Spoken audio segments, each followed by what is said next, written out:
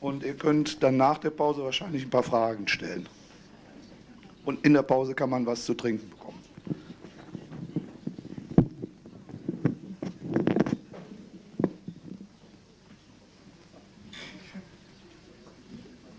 Okay. So, hello. Hallo. And welcome. Perfect time. Herzlich willkommen. What I'd like to do tonight is say a little bit about this book, since it's one reason to be here, but mainly to talk a bit about some of the basic principles of a Dzogchen approach and how that can be of help to us in leading our ordinary lives. Heute Abend bin ich hier, um über das Buch zu sprechen, aber mehr noch eigentlich, um ein paar grundlegende Sachen über das Dzogchen-Prinzip zu sagen und wie man diese Haltung, diese Dzogchen-Haltung im täglichen Leben anwenden kann. In Buddhism is of course a very old tradition, at least historically 2,500 years old, and if we believe some of the traditions, much older than that, because before the time of Buddha Shakyamuni there are said to have been at least 6 or maybe 1,000 previous Buddhas. Buddhismus ist natürlich eine sehr alte Tradition, historisch mindestens 2500 Jahre alt, aber wenn man den Überlieferungen glaubt, dann hat es vor dem Buddha Shakyamuni schon 6 andere Buddhas gegeben, oder wenn man glaubt, Tausende.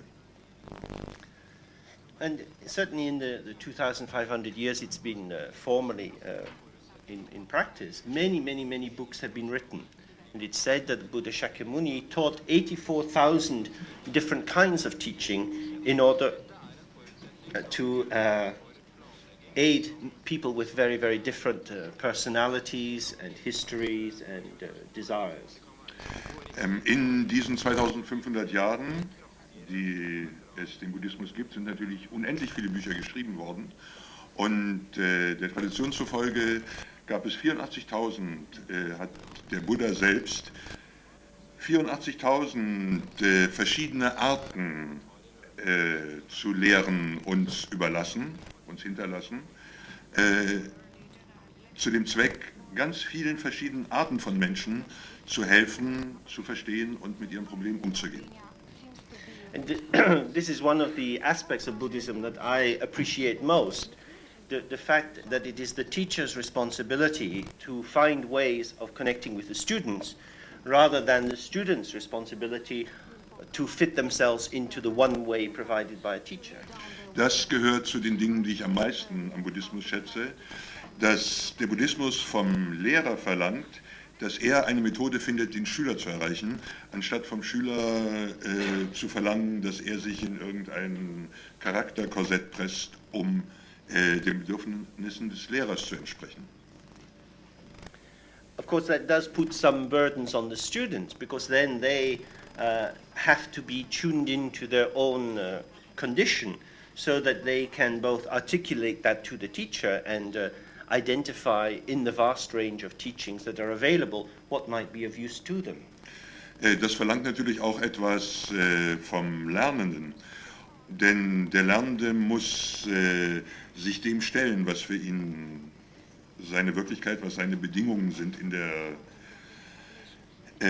der Welt, und er muss selbst herausfinden, welche aus diesem weiten Spektrum der Lehren für ihn angemessen ist. Buddhism is certainly a path where our own particularities, our own desires can be made use of in order to gain more insight into how the world is constructed and how we are constructed. Der Buddhismus ist ganz sicher eine Lehre, die unsere jeweiligen individuellen Besonderheiten nutzt, um herauszufinden, wie die Welt aufgebaut ist und wie wir als Individuen aufgebaut sind. Because very often it's difficult for us to know why we're doing what we're doing. Sehr oft ist es einigermaßen schwierig, wirklich zu wissen, warum wir tun, warum wir uns so verhalten, wie wir uns verhalten. For example, when I left school, I went to India and then came back and went to university and was always going out to India again and again. And I thought very clearly I was going out to India on a big spiritual path.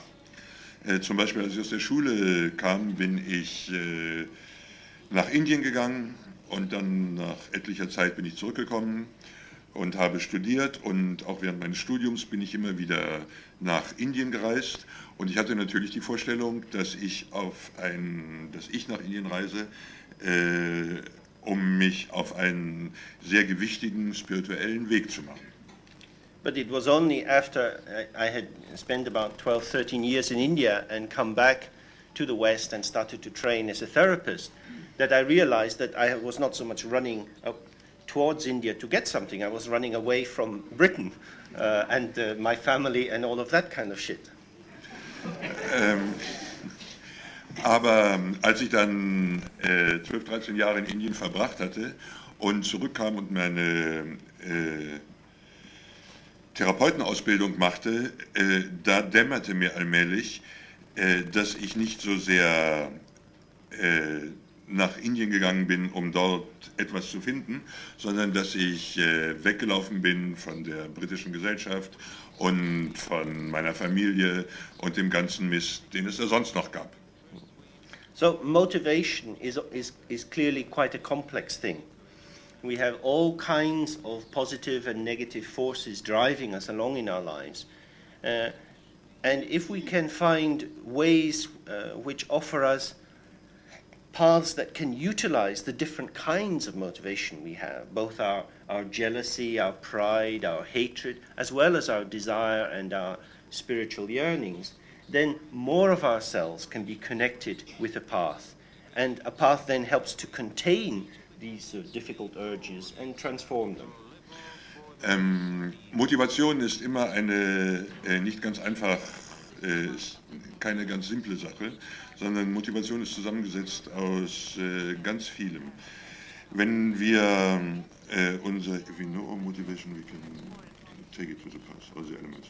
Yes, all of these things can become part of our motivation in the path. Ja, und unsere Motivation zum Beispiel einen spirituellen Weg zu beschreiten, die kann sehr gemischt sein. Zum Beispiel dieser Wunsch wegzulaufen aus den gesellschaftlichen Zwängen, aus denen man herkommt, genauso wie eine tiefe spirituelle Sehnsucht.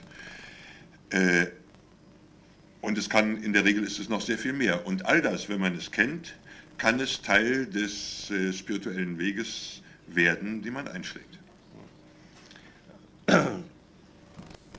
While I was in India, I studied with many famous Tibetan teachers, including Dzogchen Rinpoche, Chatur Rinpoche, Chimi Rinpoche, Lama, Kalu Rinpoche, and many others. Als ich in Indien war, habe ich mit sehr vielen hoch angesehenen tibetischen Lehrern gelernt, wie zum Beispiel Dzogchen Rinpoche, Patul Rinpoche. Chakral. Chakral. He was already dead. Maybe in my dreams. Mit Chatur Rinpoche, Kalu Rinpoche, Chimi Rinpoche, Lama und vielen anderen mehr. And I became interested in Tibetan language, which is a very fascinating language. It's not an Indo-European language. It's a very poetic language in which the verbs are very weak, and so you have a lot of scope for playing around with the meanings of sentences. And one of the particular things in it is that the verb to be is very weak in it.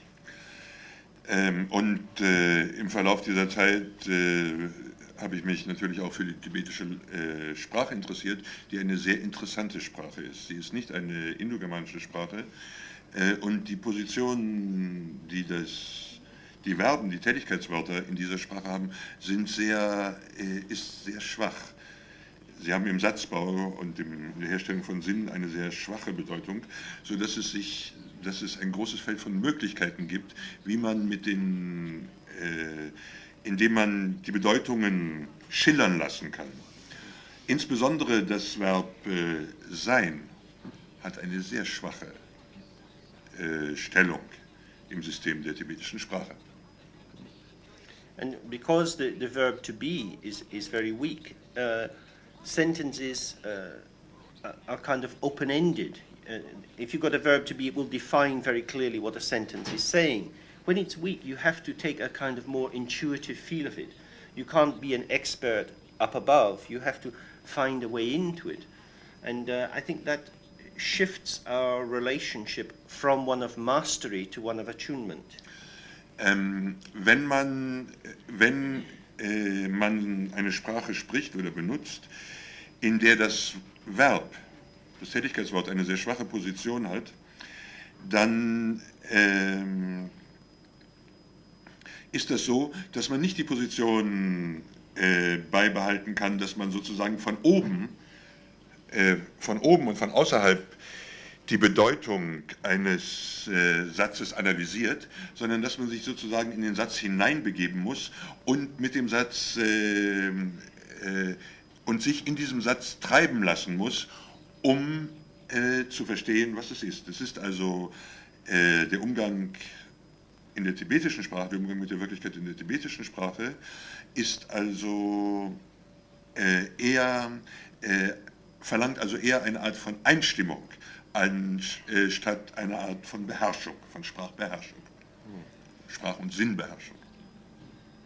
And the text which I translated in the book that's available here, they're concerned with a movement from control towards attunement generally in our lives. Und die Texte, die ich in dieses Buch aufgenommen habe, die beschäftigen sich alle mit dem sich einstimmen in unsere Lebensprozesse. Because usually when we have problems in our lives, difficulties, we're trying to control the situation. We have a sense of ourselves engaging with other people at work, in relationships, in the family. We have our own desires, our hopes and fears. We're encountering those of others, and we're somehow trying to find a way through this so that we can maintain our sense of self through controlling the situation. Normalerweise, wenn wir irgendwelche Probleme haben in unserer Gesellschaft, dann, wenn wir irgendwelche Probleme haben, dann versuchen wir die Situation zu kontrollieren. Wir haben ein starkes Gefühl davon, was wir selbst sind und was unsere Beziehungen sind und die anderen Menschen, mit denen wir zu tun haben, die Widersprüche und die Schwierigkeiten, die kommen. Und wir versuchen uns in diesem Geflecht so zu bewegen, dass wir klar definieren können, was wir sind und was die anderen sind und was sie tun. And this, even if we attain control, because the external circumstances that we are moving among are changing due to all sorts of complex forces, the movement of control has to be repeated again and again, and this becomes very, very exhausting. Mit dieser Angewohnheit oder dieser sozialen Selbstverständlichkeit müssen wir ständig diese Kontrolle aufrechterhalten. Wir wissen, dass die Welt, in der wir leben, die Umwelt, die Verhältnisse in der Umwelt, sie verändern sich ständig, auch in unseren Beziehungen, durch den Einfluss von zum Teil recht mächtigen Kräften. Deshalb müssen wir die Position, von der wir aus kontrollieren, versuchen die Welt zu kontrollieren, ständig erneuern. Wir müssen ständig unsere Kraft und unsere Fähigkeit zu kontrollieren erneuern. Das ist ein bisschen, kann manchmal ganz schön erschöpfen. Because if we can control our relationship with the world enough, we develop a homeostasis, a balance, and then that gives us a sense of safety and security. Wenn wir das Gefühl haben, dass wir die Welt kontrollieren können, dann schaffen wir eine Art Gleichstand, eine Art Balance, die wir, und durch diesen Gleichstand oder durch diese Balance fühlen wir uns einigermaßen sicher. And that then can give us a sense of the continuity of ourself inside a stable environment. Das gibt uns das Gefühl, als wären wir eine stabile, eine feste, als würden wir weiter existieren, fest und stabil in einer stabilen geordneten Umgebung. Because so we know who we are because we have this continuing clarity of relationship to our environment. Wir glauben, wir wissen, wer wir sind, weil wir eine durchgehende, gleichbleibende Beziehung haben zu den Elementen unserer Umwelt, unserer Umgebung. But as you're starting to experience in Germany now, if the economy changes, this sets out huge ripples of anxiety through people because they think then that the world around them is no longer safe, so that then they have to work harder and start to have very, very anxious thoughts. And the stability of self is put under enormous attack. Man kann das, glaube ich, zurzeit auch ganz gut in Deutschland sehen. Sobald die Wirtschaftskraft nachlässt, dann gibt es eine Unmenge von Wellen, die Befürchtungen erzeugen. It produces a lot of anxiety and a lot of anxiety and puts a sense of self into question. Und diese Befürchtungen, die bringen uns dazu, dass wir unsere Position, unser Gefühl, was wir selber sind, in Frage stellen müssen. And the desire is then to have some new direction, some new control that will make the situation better again, then we can all relax. Und wir hoffen natürlich, dass es irgendeine Veränderung gibt, dass wir irgendetwas anderes machen, sodass wir wieder unsere Umwelt, die Gesellschaft, in der wir leben, kontrollieren können und dass wir ein Gefühl haben, dass wir jemand sind, der weiter existieren kann, der gleichförmig weiter existieren kann. Und dann endlich können wir aufatmen und wieder da sein. One of the most basic principles in Buddhism is this idea of impermanence. That everything that arises, everything that comes into existence, will only endure for a limited period of time because it arises on the basis of many causal forces. And as these shift, this particular manifestation will pass away. Eine der grundlegenden Ideen im Buddhismus ist die Idee von der Veränderlichkeit. Denn was immer erscheint, was immer als Wirklichkeit erscheint, erscheint aufgrund des Zusammenwirkens von ganz verschiedenen Kräften und Einflüssen.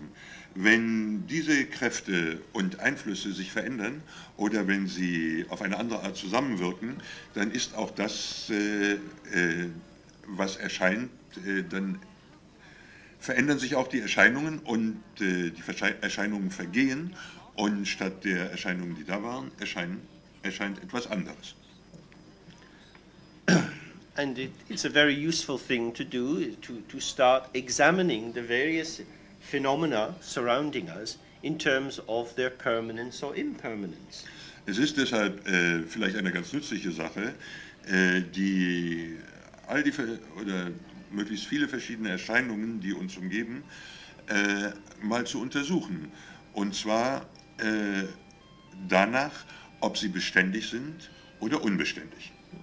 If you think back to being 7 years of age, being at school and having friends, and you think, how many of these people do you know now? Wenn wir uns zum Beispiel mal erinnern, als wir vielleicht 7 Jahre alt waren und in der Schule waren und unsere Freunde erinnern und Freunde und Bekannten erinnern, die wir damals hatten, dann können wir uns heute zum Beispiel mal fragen, mit wie vielen von denen haben wir noch Kontakt? I think it's very common in particularly people living in the city not to know maybe anyone from the age of 7 in your life. Für Stadtbewohner ist es wahrscheinlich sogar ziemlich üblich, dass man, wenn man erwachsen ist, nicht einmal eine einzige Person kennt, die man, also von denen, die einem Freund waren, als man 7 Jahre alt war. And a prediction in the European Union is that an average adult in the course of their working life will change their job at least 10 times. Es gibt eine Voraussage in der Europäischen Union, dass jemand, der heute erwachsen ist, bis zum Ende seines Arbeitslebens mindestens 10 Mal die Arbeit gewechselt hat, den Job gewechselt hat. And there are all kind of anxieties on the horizon about pensions now. Will there be enough money in the future to give us our Zimmer frames and all these essentials we will need? Es gibt auch zurzeit eine große Beunruhigung über die Rentenkassen. Wird denn, wenn wir mal das Arbeitsleben abschließen, genug Geld da sein, um uns die Rente, damit wir eine Rente beziehen können und eine Zimmer Frames? Wird genug Geld da sein, um uns die Gehhilfen zu finanzieren, die wir dann vielleicht brauchen, oder den Rollstuhl? So clearly, in fact, our relationship with the environment is very uncertain. Also wir könnten eigentlich daran schon sehen, dass unsere Beziehung zu unserer Umwelt ziemlich unsicher ist. Even with our own bodies, we can't predict how long we will live. We don't know whether we will be healthy or get sick. We know very little about our own futures. Sogar mit unserem eigenen Körper. Wir wissen nicht, ob wir lange leben, wir wissen nicht, wann wir sterben, wir wissen nicht, ob wir nicht vielleicht krank werden. Wir sind also, eigentlich ist Leben eine sehr unsichere Angelegenheit. So often, if we look into these uncertainties, we start to become very anxious, and then we think, oh, I won't do that, I'll just live as if it's an eternal summer's day. Wenn wir also all diese Ungewissheiten in unserem Leben sehen, dann haben wir leicht die Tendenz zu sagen, nein, davon will ich nichts wissen, ich vergesse das alles, ich lebe so, als wäre das Leben ein endloser Sommertag. And what the Buddha offers is a middle way between complacency and anxiety. Was der Buddha anbietet, das ist ein mittlerer Weg, und zwar der mittlere Weg zwischen Selbstgenügsamkeit, Selbstzufriedenheit und Furchtsamkeit, Beunruhigung. Because through the practice of accurately looking at things as they are, particularly at the nature of our own perception of the world, we come to shift the point of perception just slightly inside ourselves, and that illuminates a very different terrain. Dadurch, dass wir, falls wir uns entschließen können, mit der Wirklichkeit umzugehen, so wie sie ist, und dabei insbesondere auch mit unserer eigenen Wahrnehmung, our own perception, unserer eigenen Wahrnehmung der Wirklichkeit, wenn wir uns mit dem beschäftigen, was wirklich ist und auch wie unsere eigene Wahrnehmung ist, dann können wir unseren Punkt der Aufmerksamkeit leicht verschieben, sozusagen unseren inneren Punkt der Aufmerksamkeit und der Wahrnehmung leicht verschieben. Und diese leichte Verschiebung erhält ein sehr weites Terrain unserer Wirklichkeit. Because a lot of our sense of who we are has been given to us by others. When we're small, our parents tell us lots of things about ourselves. Say, oh, you are such a nice little boy. Or not. Eine Menge von dem, was wir von uns selber halten, was wir von uns selber wissen, das wird uns von anderen Menschen eingegeben. Zum Beispiel sagen unsere Eltern, wenn wir klein sind, ach, bist du aber ein lieber kleiner Junge. Oder sie sagen natürlich auch das Gegenteil. And we grow up with a whole set of assumptions which have a good enough fit with the world to keep us, in some kind of contact. And if that contact is enough just to get through our daily life, we probably don't examine it very much. Wir wachsen also auf mit einer Menge von Vorstellungen über uns selbst und über die Welt. Und wenn diese Vorstellungen, die uns andere Leute geben, wenn diese Vorstellungen nicht allzu offensichtliche und allzu harsche Brüche mit der Welt, die wir wahrnehmen, ergeben, dann sind wir damit ganz zufrieden. Dann kommen wir gut zurecht. For example, in Europe, each country, of course, has many assumptions about people living in other countries. In Europa zum Beispiel haben die Menschen wohl in jedem Land eine Menge Vorstellungen davon, wie die Leute sind, die in den anderen Ländern leben, in den Nachbarländern zum Beispiel. And if we come to have a common currency and maybe a common passport, we won't be allowed to have any assumptions about each other, because we know we're all the same. Das Furchtbare daran, wenn wir einen gemeinsamen Pass kriegen und eine gemeinsame Währung, das ist, dass wir in Zukunft dann nicht mehr bestimmte Vorurteile gegenüber andere Bevölkerung haben dürfen, denn dann sind wir alle die gleichen. In one level, life would be very boring if we didn't have assumptions. Natürlich wäre das Leben auch ziemlich langweilig, wenn wir nicht irgendwelche Annahmen und Vorurteile über andere hätten. Prejudice is a great pleasure. Vorurteil ist ein großes Vergnügen. When I was small and I would go out with my mother, she would always be saying, "Look at these people. Oh, see what they're wearing." Als ich noch klein war und mit meiner Mutter spazieren ging, dann sagte sie ständig, guck dir mal diese Leute an, guck mal, wie die sich anziehen. Ach, One of the great pleasures of her life.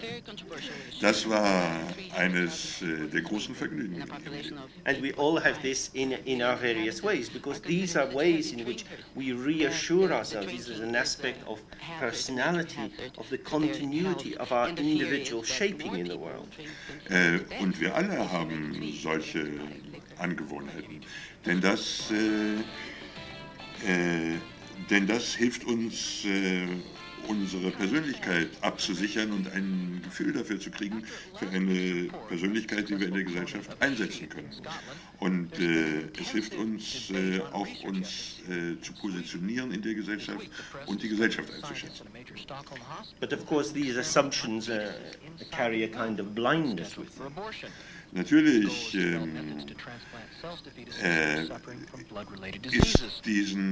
ist in diesen Vorstellungen und Vorurteilen eine Art von Blindheit enthalten. Because the assumption is a knowledge which precedes the experience. Denn diese Vorstellung ist ein Wissen, das vor der Erfahrung schon da ist. We enter into the experience with a knowledge which helps us to predict, and through that prediction to structure the way we are perceiving the situation. Wir gehen dann in die Erfahrung, die erscheinen mag, hinein, indem wir schon vorher die einzelnen Elemente der Erfahrung einordnen und begrenzen. That gives us some confidence, but it also blinds us to the real openness, the real presence of the experience itself. Das gibt uns natürlich ein gewisses Vertrauen und Selbstvertrauen, aber es blendet uns vor der Fülle und der Weite der Erfahrung. It's well known that in the Costa Brava, in Spain, there are many English pubs, so-called, where you can get fish and chips. And many healthy British people wearing this Union Jack underpants will go and eat their fish and chips in Spain. Es ist ja bekannt, dass es zum Beispiel in der Costa Brava eine Menge Institutionen gibt, die sich English Pubs nennen. Und dort wird Fisch und Chips serviert. Und sehr viele gesunde Engländer mit ihren Union Jack Unterhosen, die gehen dahin und essen Fish and Chips. And clearly we can think, well, that's crazy. Why go to a foreign country and try to eat your own food? Man kann natürlich denken, das ist ja völlig verrückt. Warum soll man in ein fremdes Land reisen und da nur die eigene heimische Kost essen? But on a subtle level, I think a Buddhist view would suggest that we do this all the time. We go into the world, into each moment, which is like a new, fresh country, with our prejudice, looking for our fish and chips. Aber vom buddhistischen Standpunkt aus könnte man allerdings sagen, dass wir das die ganze Zeit machen. Wir gehen in jeden Augenblick unseres Lebens, und jeder Augenblick ist ein fremdes Land, hinein mit unserem Bedürfnis, Fisch und Chips zu kriegen. Oder Bratkartoffeln und Spiegelei, was auch immer. What a strange choice. So, clearly, if the only thing you can eat is fish and chips, you are going to become angry a lot of the time. Wenn das Einzige, was du verdauen kannst, Fisch und Chips ist, dann ist es ziemlich wahrscheinlich, dass du dich sehr häufig ärgerst. If we have a particular take inside ourselves, knowing how the world should be, knowing how other people should behave towards us, knowing what we need, knowing what we like, then we get disturbed all the time, because it's not common that the world and ourselves meet in a moment of total satisfaction. Wenn wir also in eine Situation reingehen und glauben, wir wissen, wie sich der andere Mensch verhalten soll, wir wissen, wie die Situation sein soll, dann kriegen wir schon deshalb eine Menge Ärger, dann werden wir uns schon deshalb sehr häufig ärgern, weil das eigene Bedürfnis, was man hat, trifft sich nur sehr selten mit dem, was die Welt bietet, so, dass es eine vollkommene Befriedigung gibt. Pardon. Okay? Fish and chips, quickly. It's an emergency. Thank you very much.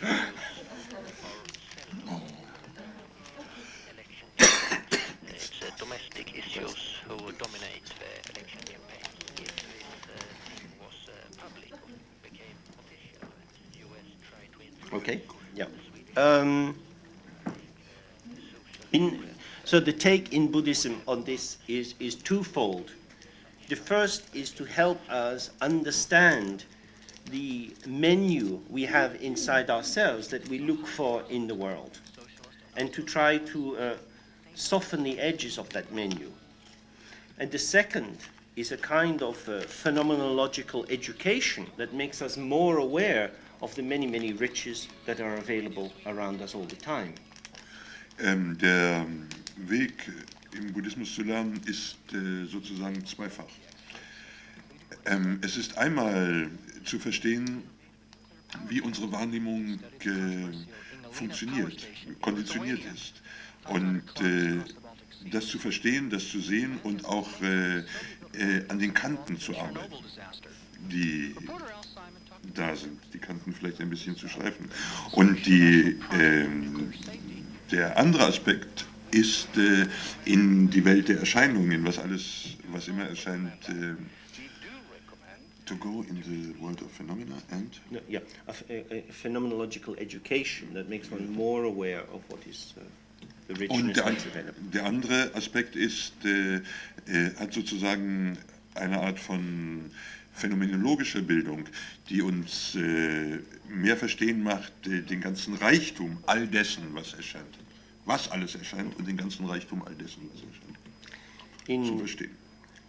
In the Tibetan language, the word for Buddha is Sangye, and Sang means purified, and Gye means vast, large.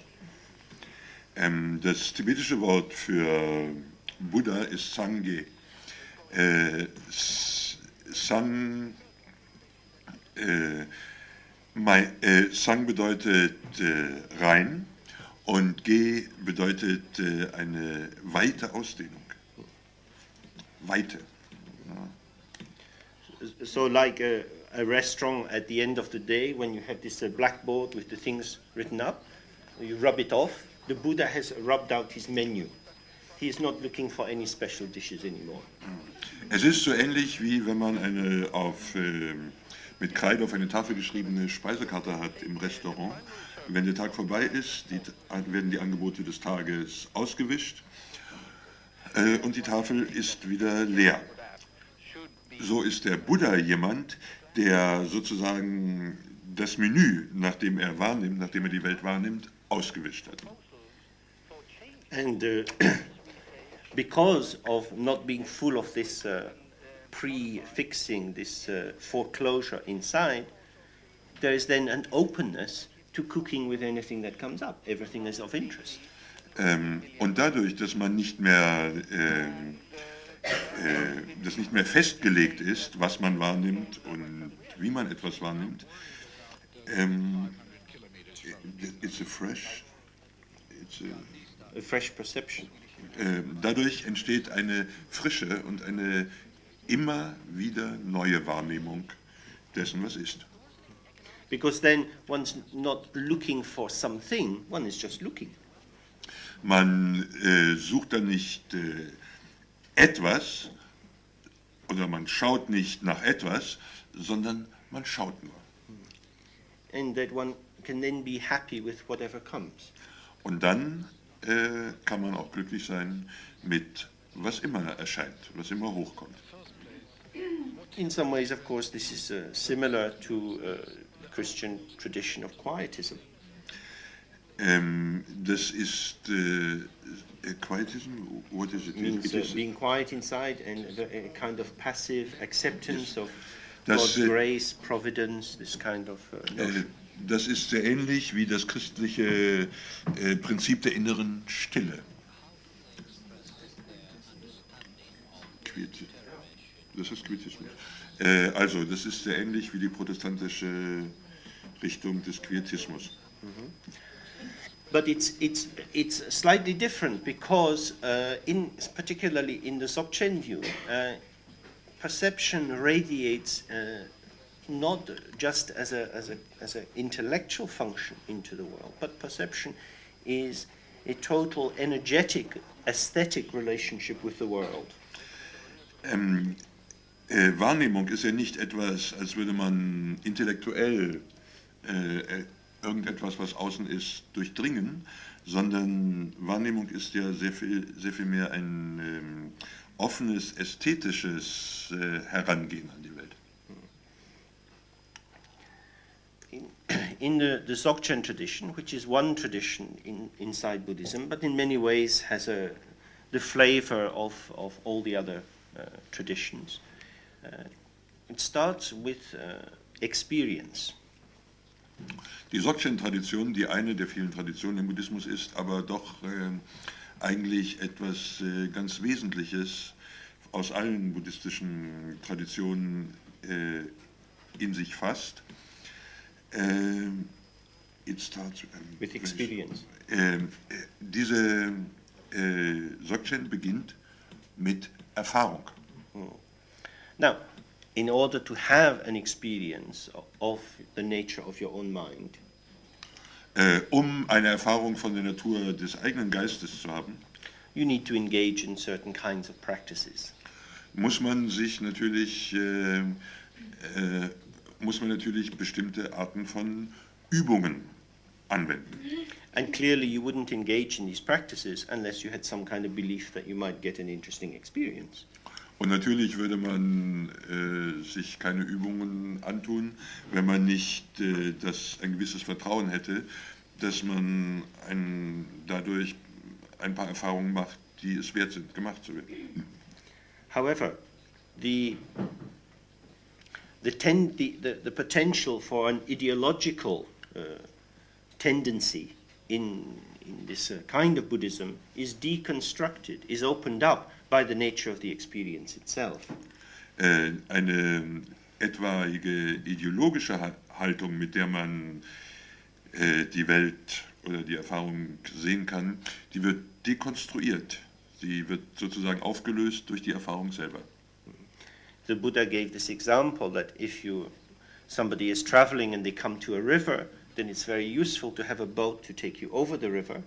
But having come to the other side of the river, you leave the boat there. You don't take up the boat and walk on with it. Der Buddha hat ein Beispiel in einem Gleichnis gegeben. Wenn man an einen Fluss kommt auf seinem Weg, dann braucht man natürlich ein Boot, um auf die andere Seite zu kommen. Aber wenn man auf der anderen Seite ist, dann packt man sich das Boot nicht auf den Rücken, um weiterzugehen, sondern man lässt das Boot da und geht zu Fuß weiter, wo man wieder festen Boden unter den Füßen hat. So, as with all the Buddhist paths, one is trying to get to a point where the methods that one is using to get to the point no longer become necessary. Und auch im Dzogchen ist es so, wie in allen buddhistischen Schulen, dass man die Lehren braucht, nur so lange braucht, wo man sie anwenden kann. That is to say, becoming a Buddhist or being a Buddhist is a method. It's not a state in itself. It's not particularly valuable. It is a method of concentrating energy and attention in order to get a kind of transformative experience. And with that transformative experience, one has an open perception which goes beyond language and so cannot be defined as Buddhist. Buddhismus zum Beispiel ist kein Wert in sich, sondern Buddhismus ist eine Methode. Und mit dieser Methode wendet man an, um eine Verwandlungserfahrung zu machen. Wenn man diese Erfahrung gemacht hat, wenn man seine Wahrnehmung wirklich verwandelt hat, dann braucht man diese Methode nicht mehr anwenden. Da ist keine Methode mehr. Go on for about 10 minutes more and then we'll take a break, so don't worry too much. Macht euch keine Sorgen, wir machen nur noch 10 Minuten weiter, dann machen wir erstmal eine Pause. So, it's very clear, it's very important then that one has a sense of, well, what is it a method that one is trying to, what is this method trying to bring you to? What is the nature of this experience? Und natürlich ist es eine wichtige Frage, wohin bringt uns diese Methode, die wir da anwenden? Welche Art wird diese Erfahrung sein, die wir durch diese Methode machen? The experience is aimed at the answering two questions at the same time. Who am I and who are you? Or who am I and what is the world? What is this? What is self? What is other? Die Erfahrung, die soll eigentlich zwei Fragen auf einmal beantworten. Was bin ich und was bist du? Oder was bin ich und was ist die Welt? The basic orientation of Buddhism is non-dual. That is to say, it puts forward a notion that reality or direct experience is not split into entities, separated, a true self inside looking at a really existing other outside. Eines der Grundsätze des Buddhismus ist Nicht-Dualität. Das heißt, der Buddhismus geht von einer Wahrnehmung aus, die nicht so ist. Hier ist ein Ich, ein inneres, wahres Selbst, das schaut sozusagen heraus auf die Welt und auf die anderen Menschen, die fest und real außerhalb von mir existieren. Das ist es nicht. The suggestion is that when we relax the assumptions, when we look behind the assumptions or through the assumptions, what we find is an open dimension of awareness which includes both self and other, which includes self and world arising in one aesthetic moment. Wenn wir Das also durchschauen, wenn wir unsere Vorstellungen, dieses Arrangement von Vorstellungen, die wir über die Welt haben, durchschauen, dann fällt die Welt sozusagen zusammen. Das ist nicht mehr diese Trennung von das ist selbst und das ist das andere, sondern dann fällt beides zusammen in eine weitere und größere und freiere Dimension. Und diese Erfahrung ist eine freie, weite, ästhetische Wahrnehmung. And this is an experience. At first it is a momentary experience, but with practice it becomes an experience which comes to be pervasive. It becomes to be the basis of everything that is occurring. Natürlich ist es beim ersten Mal eine isolierte Erfahrung, die man einmal hat, aber auf Dauer, wenn man praktiziert, durchdringt diese Erfahrung alles, was wir erleben.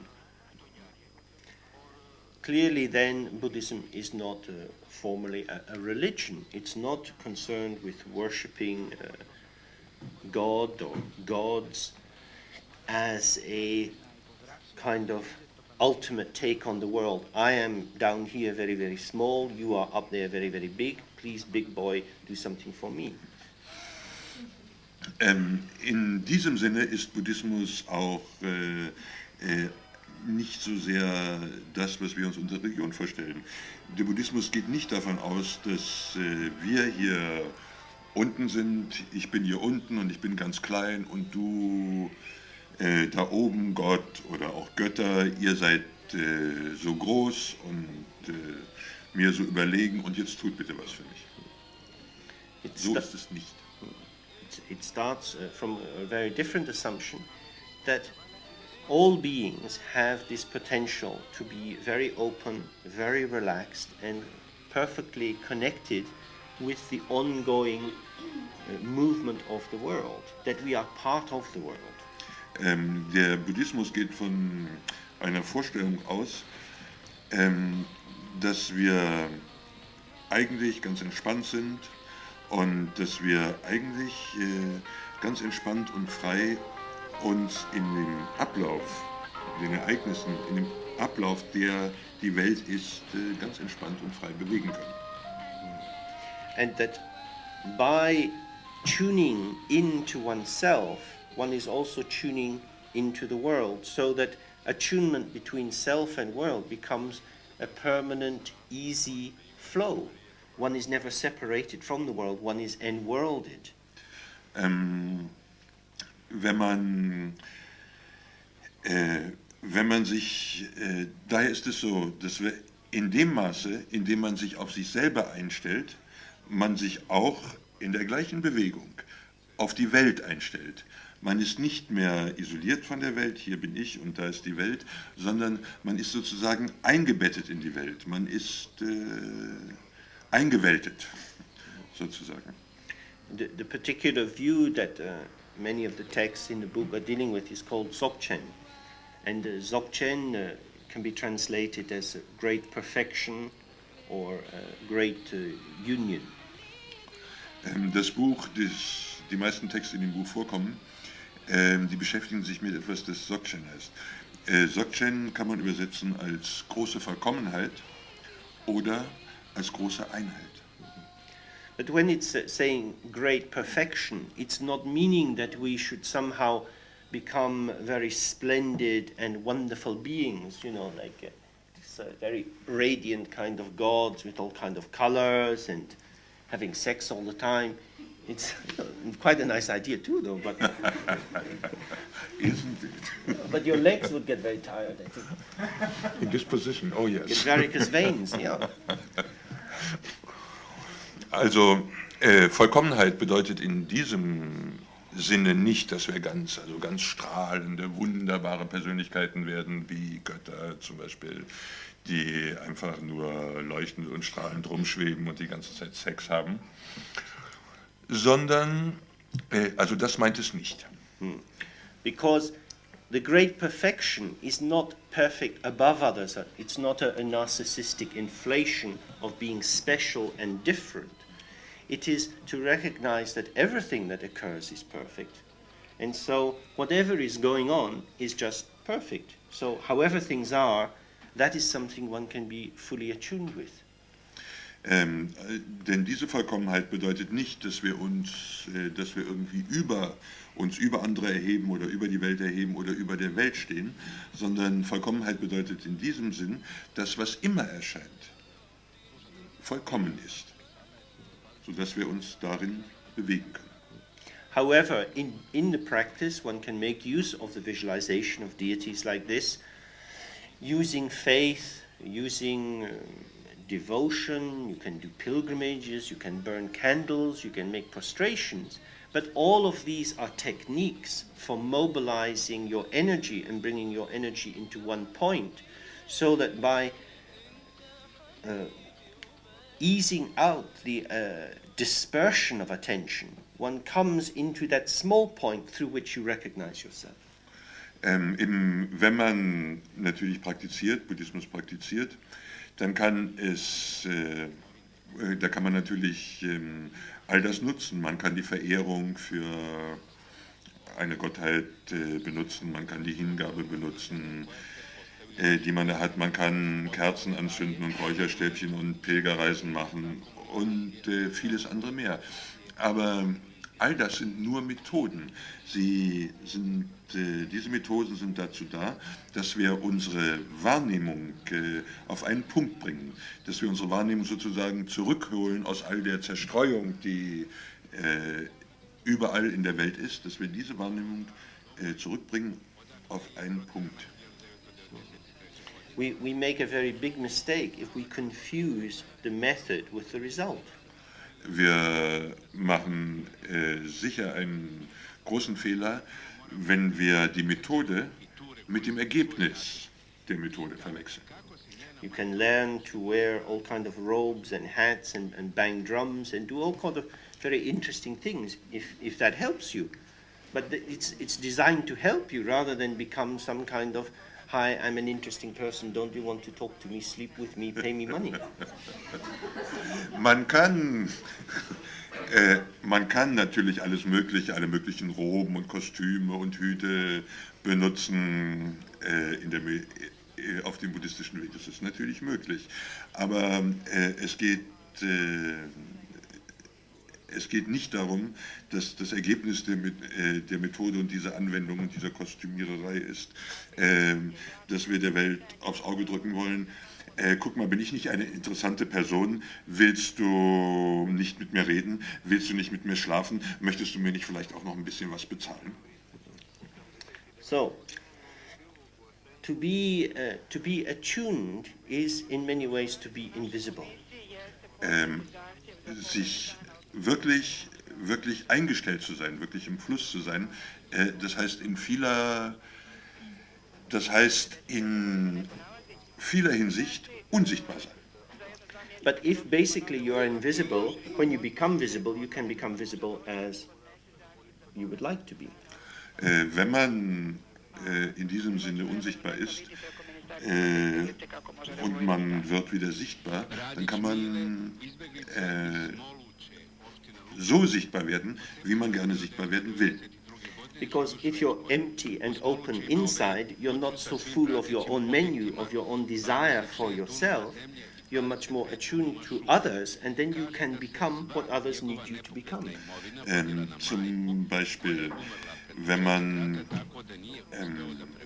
innen frei ist, innen leer ist, dann ist man nicht so sehr auf sich selber fixiert und wie man selber ist, sondern man ist viel freier, mit anderen Menschen umzugehen, und man kann in diesem Umgang das werden oder so erscheinen, wie der jeweils andere oder die anderen es brauchen. Because if I'm trying to get other people to be the way I want them to be, that requires a great deal of effort, and it's not guaranteed to be successful because other people just somehow don't want to do what I want them to do. Wenn ich so auf andere einwirke oder mich so verhalte, dass ich ständig versuche, auf andere einzuwirken, dass sie so sind, wie ich gerne möchte, dass sie seien, dann ist das eine sehr anstrengende Tätigkeit und es ist nicht ganz sicher, dass ich damit immer erfolgreich bin. Denn es kann sehr leicht passieren, dass andere eher so sind, wie sie selbst sein wollen. But by recognizing more about my own nature and the open, indeterminate, non-preconditioned nature of my own self, I am then free to be interested in others. And if I'm interested in others, I can always make connection with them. Wenn ich nicht so sehr daran interessiert bin, wie ich selber prädestiniert bin, wie ich selber vorgeformt und vorgeprägt bin und wie ich diese Prägung aufrechterhalte, dann, wenn ich daran nicht so interessiert bin, dann kann ich viel interessierter sein an anderen. Und ich kann sehen, wie die anderen vielleicht sind.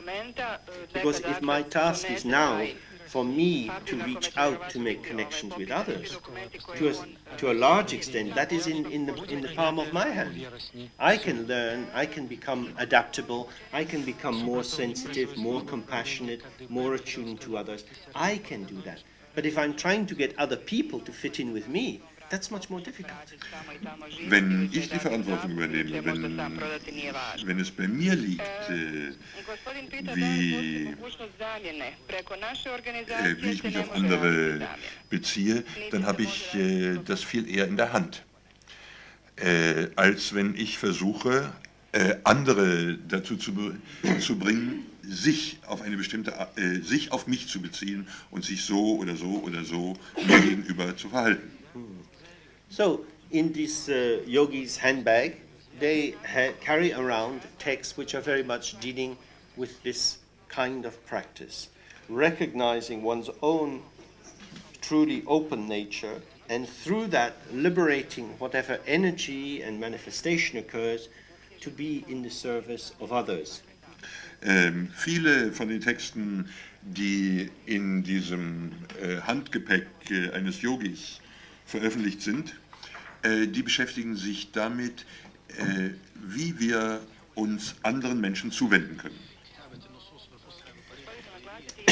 And by practicing in this way, one can gain a lot of happiness oneself. Und wenn man auf diese Art praktiziert, dann kann man eine Menge Glück und Glücklichkeit für sich selber finden. Because if you've experienced depression in your life or anxiety, any kind of obsessional compulsive condition, and we all usually have these to some extent, we know how closed our worlds can become. Jeder von uns, der Depression kennt oder starke Beunruhigung und Furcht oder auch obsessive Ausbrüche, der weiß, wie eng unsere Welt dann plötzlich in solchen Situationen werden kann, wie sehr wir unsere Welt dann selber verengen könnten. And very often these neurotic conditions are structured around our felt sense of powerlessness in the world. We're not able to get what we want. Und viele dieser neurotischen Situationen, die bauen sich auf um unsere Empfindung, dass wir ohnmächtig sind in der Welt, dass wir in der Welt nicht das kriegen können, was wir haben wollen. But through the practices of Dzogchen, one can relax, and by not being so filled up with these tight templates of expectation, whether we see them in terms of karma or in terms of early life experience, these prefigurings of the world. When we relax that, we are more open to whatever comes in the world, and we're often surprised how rich and exciting the world can be. Wenn wir diese Zwanghaftigkeiten, diese Zwänge, wenn wir die ein bisschen entspannen, dann können wir sehen, wie reich die Welt ist und wie reich jede Erfahrung sein kann, die uns begegnet. Okay, shall we take maybe a 10-minute break now and then come back and see if there's any questions or responses you'd like to make? 10 Minuten Pause und dann gibt es vielleicht Fragen oder vielleicht auch Antworten von euch.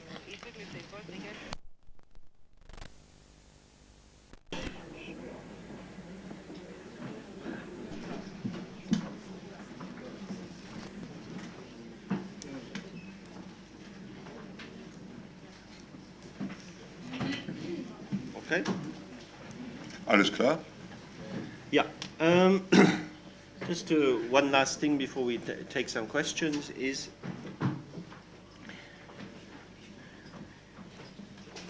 a particular aspect of Dzogchen is that it operates on the purification of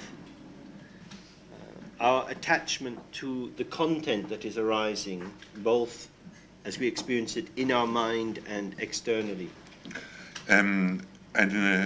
Noch etwas, bevor wir jetzt zu den Fragen übergehen.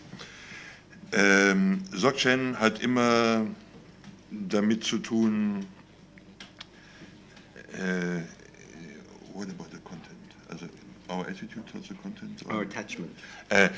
Dzogchen hat immer mit unserer Anhaftung an die Inhalte zu tun. Es mögen die Inhalte unserer eigenen Gedanken sein oder unseres eigenen Geistes oder die Inhalte der Welt, die außen ist, sozusagen außen. Because all the time things are occurring to us as personal experience, thoughts, feelings, sensations. Ständig erscheint, was immer erscheint, als persönliche Erfahrung. Sinneswahrnehmungen, Gedanken, Gefühle und so weiter.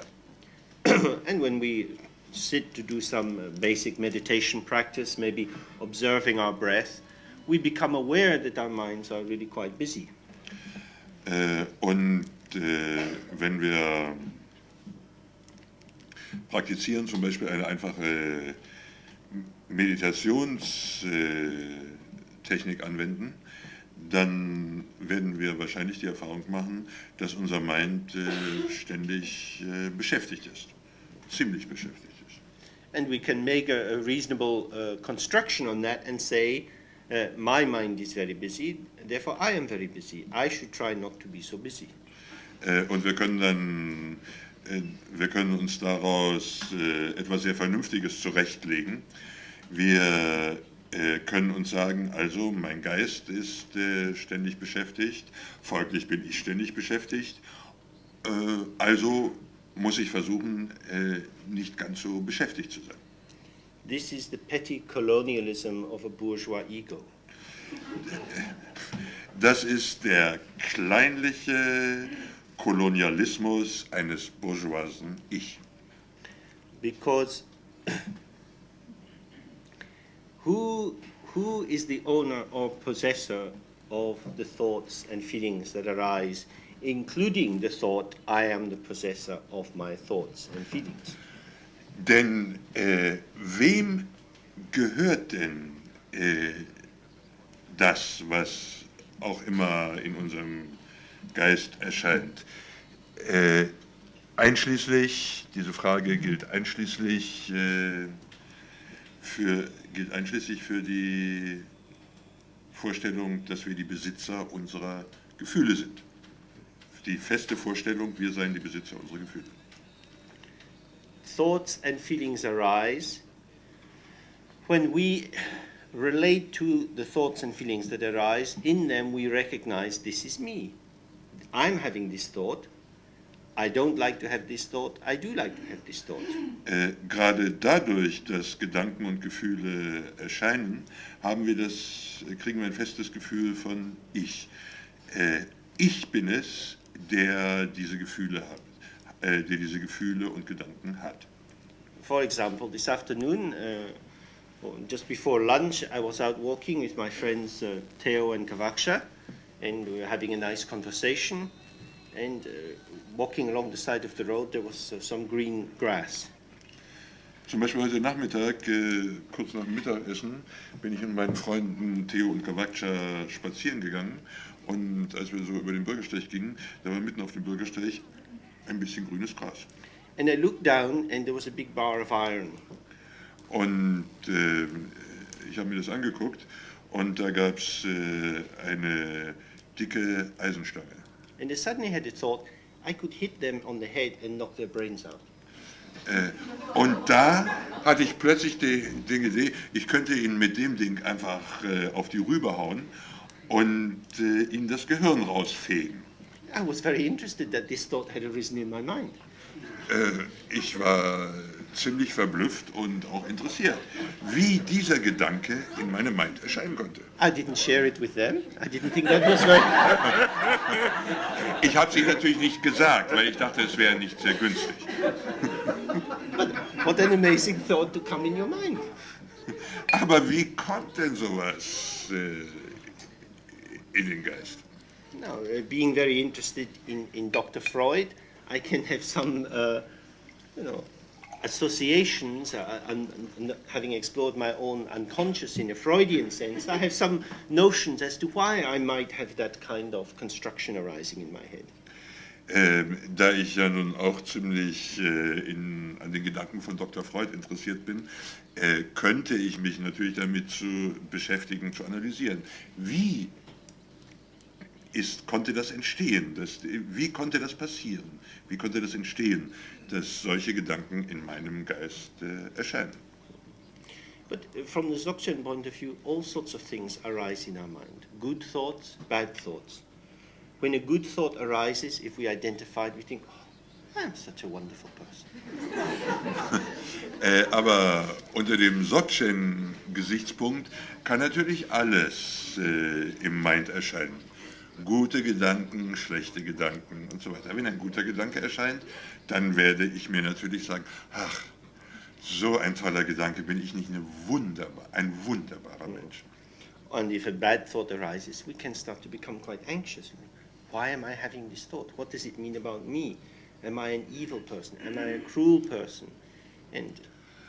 Und wenn schlimme Gedanken erscheinen, dann können wir natürlich auch anfangen, reichlich zu fragen. Dann können wir sagen, wie kann das passieren, dass solche Gedanken in mir erscheinen? Bin ich eine brutale Person? Bin ich eine grausame Person? Bin ich überhaupt vielleicht eine schlimme Person? Of course, as a psychotherapist, my house and my food and my clothing is paid for exactly by these negative thoughts arising in other people. Aber als Psychotherapeut ist natürlich sowohl meine Wohnung wie mein Outfit und mein Essen, das wird einfach dadurch finanziert, dass so schlimme Gedanken in Menschen erscheinen. So I have a big investment on the continuity of samsara. Also ich habe einen guten Grund in das Fortbestehen von Samsara zu investieren. However, as a Buddhist, may all beings be enlightened and become their own psychotherapists. Aber als Buddhist denke ich natürlich, mögen doch alle Wesen erleuchtet sein und ihre eigenen Psychotherapeuten werden. You know, with this example, a cruel, murderous thought arises in my mind. Where it has come from, why it has occurred, could be interesting, but the main thing is not to get caught up in it.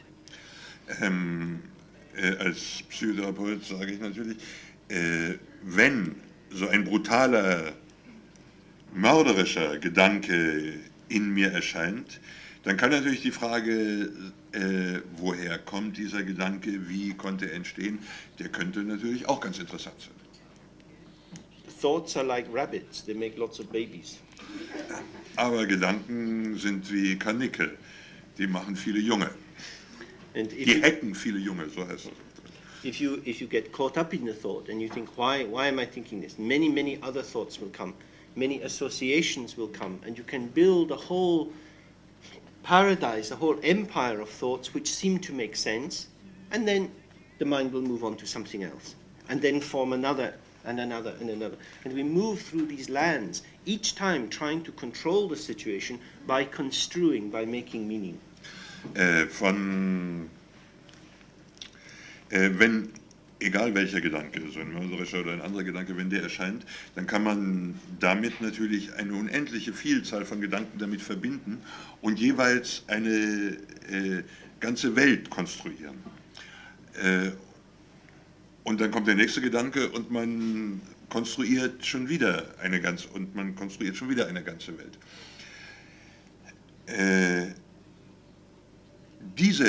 dieser Impuls, so zu funktionieren, so Welten zu konstruieren, der kommt natürlich von dem Bedürfnis her, die Welt zu kontrollieren, die Wirklichkeit zu kontrollieren und zu beherrschen. To control the whole thing, it was a very nice phrase, the last one. Impermanent. Impermanence, what a pity. So, we have, in that kind of situation, we have two choices. We can go with the identification of self, where we have a self-referencing. The thought arises, iron bar, I will do this, why do I do this? So that whatever is arising is being shaped around a central notion of I exist, I am good, I am bad, I am this, I am that, and the I is sitting on top of each of these arisings like a cuckoo in a nest. Es ist so, all diese Gedanken und Fragen, also warum kann ich so einen Gedanken, so einen mörderischen Gedanken haben, was bedeutet dieser Gedanke, wo kommt er her und so weiter.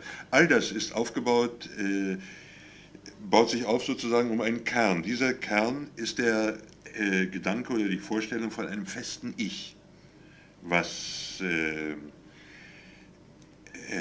das existierte oder das existieren würde, so könnte man sagen. Aber, und dieses Ich ist die ganze Zeit bestrebt, versucht die ganze Zeit zu kontrollieren, was immer erscheint an Gedanken, versucht dieses Ich zu kontrollieren. Und es sitzt in jedem Gedanken und in allem, was erscheint, was als Komplex oder als Gebilde erscheint, in all dem sitzt dieses Bedürfnis, ein festes Ich wahrzunehmen, sitzt da drin wie ein Kuckuck im fremden Nest. And this cuckoo imagines that it is the true mother of the nest.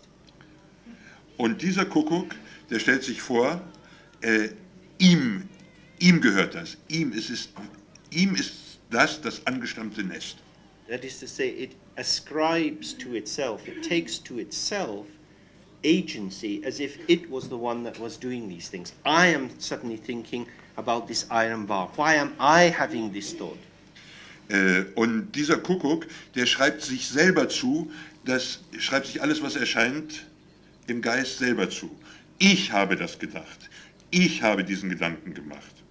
Ich habe mir diese mörderischen Vorstellungen mit dieser Eisenstange gemacht. From the Dzogchen point of view, what we're trying to do is to relax back from this impulse into the flow of arising to a more open sense of awareness so that one maintains the continuity of awareness within which subject and object are arising together. And one is very aware of what is going on, but is not being distorted by or distorting onto this field of becoming. Bei Dzogchen geht es darum, dass man zwar in dem Fluss dessen, was erscheint, bleibt, dass man auch weiß, dass es einem bewusst ist, dass da etwas erscheint, aber dass man sich so ein bisschen zurücklehnt. Dass man so eine Laid-Back-Haltung dazu hat, sodass man den Fluss dessen, was erscheint, im Geist zum Beispiel, dass man ihn nicht kontrollieren will, sondern dass man selber Teil ist, Teil dieses Kontinuums von Gedanken, von Gedanken und Erscheinungen, die da sind, die ständig im Fluss sind. So in that way, awareness is not pulled into the content that is occurring. And this is a key quality in Dzogchen, because if you have the history, a lot of abuse in your childhood or whatever, and so you have very disturbed thoughts, or from a Buddhist point of view, if you have very bad karma, and so you're full of cruel, aggressive thoughts, it's not that you have to purify all these thoughts, first of all, but by withdrawing, as they say, like a hair out of a pat of butter, taking awareness out very cleanly, awareness is then remaining in its own place, uncontaminated by this flow of thoughts, whatever kind they are. Es geht also darum, dass die Bewusstheit sich nicht vermischt mit dem, was erscheint, nicht aufgesogen wird von dem, was erscheint, sondern dass die Bewusstheit deutlich unterschieden davon bleibt. Das sozusagen das klassische Beispiel ist, dass die Bewusstheit aus dem, was erscheint, mögen es mörderische Gedanken sein oder was auch immer, sozusagen sich aus dem herauszieht wie aus einem Klumpen Butter. Wie man ein Haar aus einem Klumpen Butter zieht. Natürlich ist das Bild nicht die gefrorene Butter oder die sehr kalte, sondern die Butter, so wie sie natürlich ist. Wie man ein Haar daraus zieht. So zieht sich die Bewusstheit, die man hat, aus dem heraus, was immer erscheint. Das heißt nicht, dass man es leugnet, was erscheint. And this is very important for maintaining the practice of meditation in ordinary life. If you are practicing according to Tantra, then there are many busy things you have to be doing. Diese Haltung ist sehr wichtig, wenn man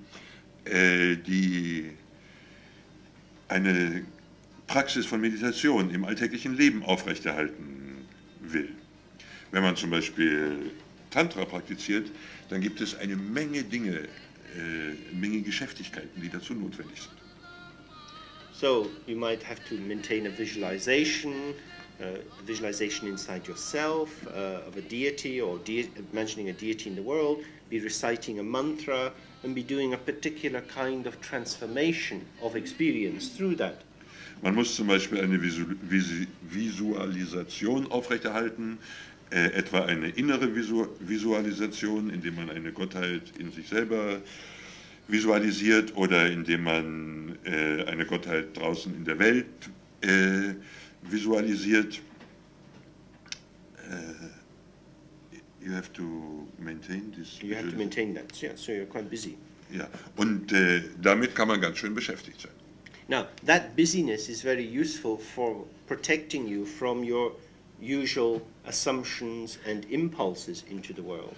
Diese Geschäftigkeit, die kann sehr nützlich sein, um einen davon abzuhalten, seine normalen, gewohnheitsmäßigen und zwanghaften Impulse, die man immer in die Welt gibt und mit denen man sich in die Welt hineinwirft, ein bisschen zu zähmen und niederzuhalten. But it's also acting as a kind of screen between you and the world because you are caught up in an imaginal, symbolic representation. Like perhaps you're imagining yourself to be this deity here. It's a lot. You are in the state of that deity. Therefore, you're talking to people as if they were deities. So you're not your ordinary self in the world with them. Aber gleichzeitig schafft es auch eine Folie zwischen einem selber und der Welt. Es ist so, wenn man zu jemandem spricht, als wäre er eine Gottheit, dann kann man auch in diese Gewohnheiten, wie man normalerweise reagiert, nicht so leicht hineinrutschen, denn diese Haltung schützt einen vor diesen Gewohnheiten. Es ist einfach etwas anderes, wenn ich zu jemand wie zu einer Gottheit spreche.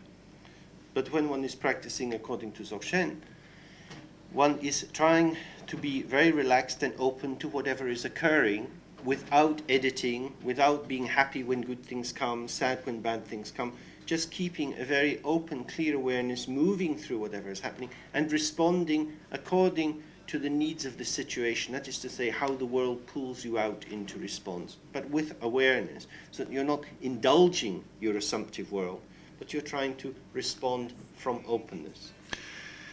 Bei Dzogchen ist das anders. Bei Dzogchen versucht man, sich in dem zu bewegen, was immer erscheint. Und darauf sozusagen auf die Welt zu antworten, nicht indem man ihr schon, indem man sie schon vorher in seine eigenen Vorstellungen gepresst hat, sondern indem man sich in dieser Offenheit bewegt und hervorbringt, was die jeweilige Situation gerade verlangt. And in that way it can bring you into a more relaxed and easy connection with whatever is going on, at work, wherever, so that your meditation is integrated within the ordinary events of everyday life. Auf diese Art kann man in eine viel entspanntere Situation, kann man sich sehr viel entspannter auf die Situationen einlassen. Auf alle Situationen, Arbeitssituationen, Situationen, die man alltäglichen, die man in seinem Job hat und so weiter. So dass man eine bewusste, aber fließende und freie Haltung in der Welt hat. And that's the sort of practice that we will be doing at the workshop over the weekend. Und diese Art von Praxis werden wir in diesem Workshop an diesem Wochenende üben. Okay, so see if you have any questions or thoughts on the things I've been touching on. Gibt es also irgendwelche Fragen oder Gedanken zu dem, was wir hier angerissen haben? Wenn man nur nicht an dem Workshop teilnehmen kann, gibt es eine Möglichkeit, an anderen vielleicht teilzunehmen? Wie kommt man in Kontakt? If it is, Da vorne liegt erstmal ein Zettel. Ihr könnt euch an die Ulrike wenden, die auch die Eintrittskarten da ausgegeben hat. Da ist ein Zettel und ja, also da stehen ein paar Sachen drauf, wann Leute von Köln hier sich treffen. Und wann James auch schon mal nach Köln kommt. This is a wonderful example of Dzogchen. Without effort, the answer arises. Das ist ein wunderbares Beispiel für Dzogchen. Ohne Anstrengung erscheint die Antwort. Hi.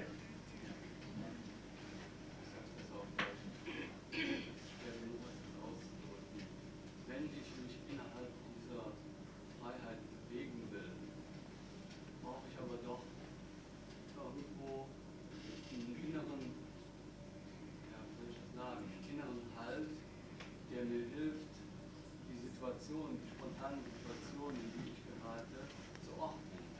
Zum Beispiel eine moralische Instanz, die mir sagt, ich habe zwar jetzt den Gedanken, den Gerüber einzuhauen, aber ich tue es nicht.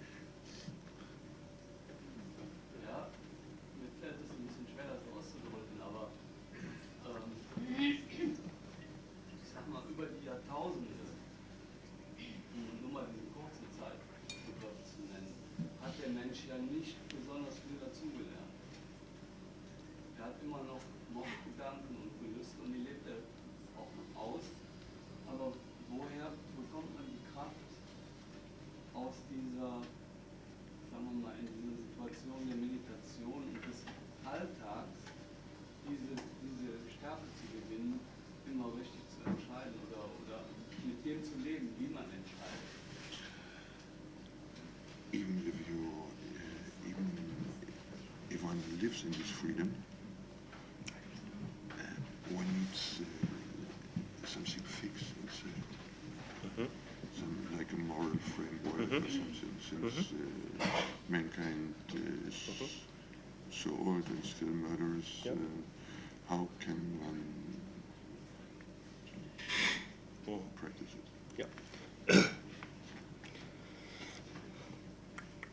A basic idea in Buddhism is that all sentient beings, which means not just humans, but insects, animals, beings in other realms, have Buddha nature. That is to say that they are essentially pure, but that this pure nature is covered over by self-defensive tendencies which are harmful both to others and to self. Es ist so, dass der Buddhismus davon ausgeht, dass wir alle empfindende Wesen sind. Empfindende Wesen sind nicht nur Menschen, es sind auch Insekten und die Bewohner anderer Welten. Also zum Beispiel Insekten.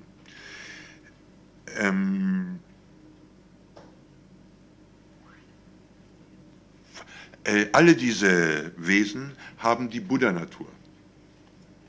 Und das haben wir mit ihnen gemeinsam. Aber diese Buddha-Natur, die ist zugedeckt durch Impulse. By impulses, it's covered by impulses. It's covered by defensive strategies to protect yourself, which become impulses towards self and others, which are destructive. Ja. Aber diese Buddha-Natur, die ist zugedeckt durch Impulse, die im Prinzip Selbstverteidigungsreaktionen sind. Man will sich selber und irgendetwas Festes, was man hat, verteidigen. And this is this key question. There are many Buddhist paths which say, first of all, we have to purify these tendencies and these impulses, and then when we have managed to restrain our impulses, then we can start to relax. Es gibt viele buddhistische Wege, die sagen, wir müssen erst diese Impulse, die immer wieder kommen, die müssen wir reinigen. Und wenn wir die gereinigt haben, dann können wir endlich uns zurücklehnen und entspannen. He says, what again? Right. And that takes a long, long time. It's like pulling weeds in the garden out one by one. Otherwise, what we can do is use this Buddhist experience, not just a concept, but an experience of emptiness, like a weed killer, spray the whole garden, and then everything is empty. Das ungefähr ist so, wie wenn man das Unkraut alles Halm für Halm im Garten auszieht. Was man natürlich auch machen kann, man kann Unkraut-Ex nehmen, das einfach über den Garten versprühen, boom, mit einer Action alles weg. And of course the biggest weed in the garden is yourself, so you... Aber das größte Unkraut in deinem Garten bist du natürlich selbst, also musst du dich umbringen. So when this softening of self-attachment, self-involvement, which is an energetic constellation, the energy that we clearly embody becomes wrapped around this nodal point of self, and that leads into these antagonistic impulses towards others. When we relax that energy, we're not so tightened, and the energy moves more freely, and in that way there is an innate ethics. That is why the essential quality of the Buddha nature in the Dzogchen system is represented by a naked Buddha, blue in color, whose name is Kuntu Zangpo, always good. Because this openness, because it has no self, it has nothing to protect, and is therefore not dangerous. Es ist so, wenn wir solche Impulse haben, dann sind sowohl die Impulse wie auch der Versuch, sie zu reinigen oder loszuwerden, das entsteht alles sozusagen um eine Achse. Diese Achse ist dieses Ich. Und wir müssen die ganze Zeit arbeiten, also bevor wir uns zurücklehnen und entspannt das sehen können. Deswegen ist die Gestalt, die für Dzogchen am wichtigsten, also die Dzogchen verkörpert in gewisser Weise, ist Kuntu Zangpo. Kuntu Zangpo heißt immer gut, in jedem Fall gut. So, if one is able, and this is why I was saying earlier about experience, I mean, all the thoughts in the world won't save you on this point. If you actually have this experience where you are really relaxed, then your impulse into acting out the thought that arises is restrained. Wenn man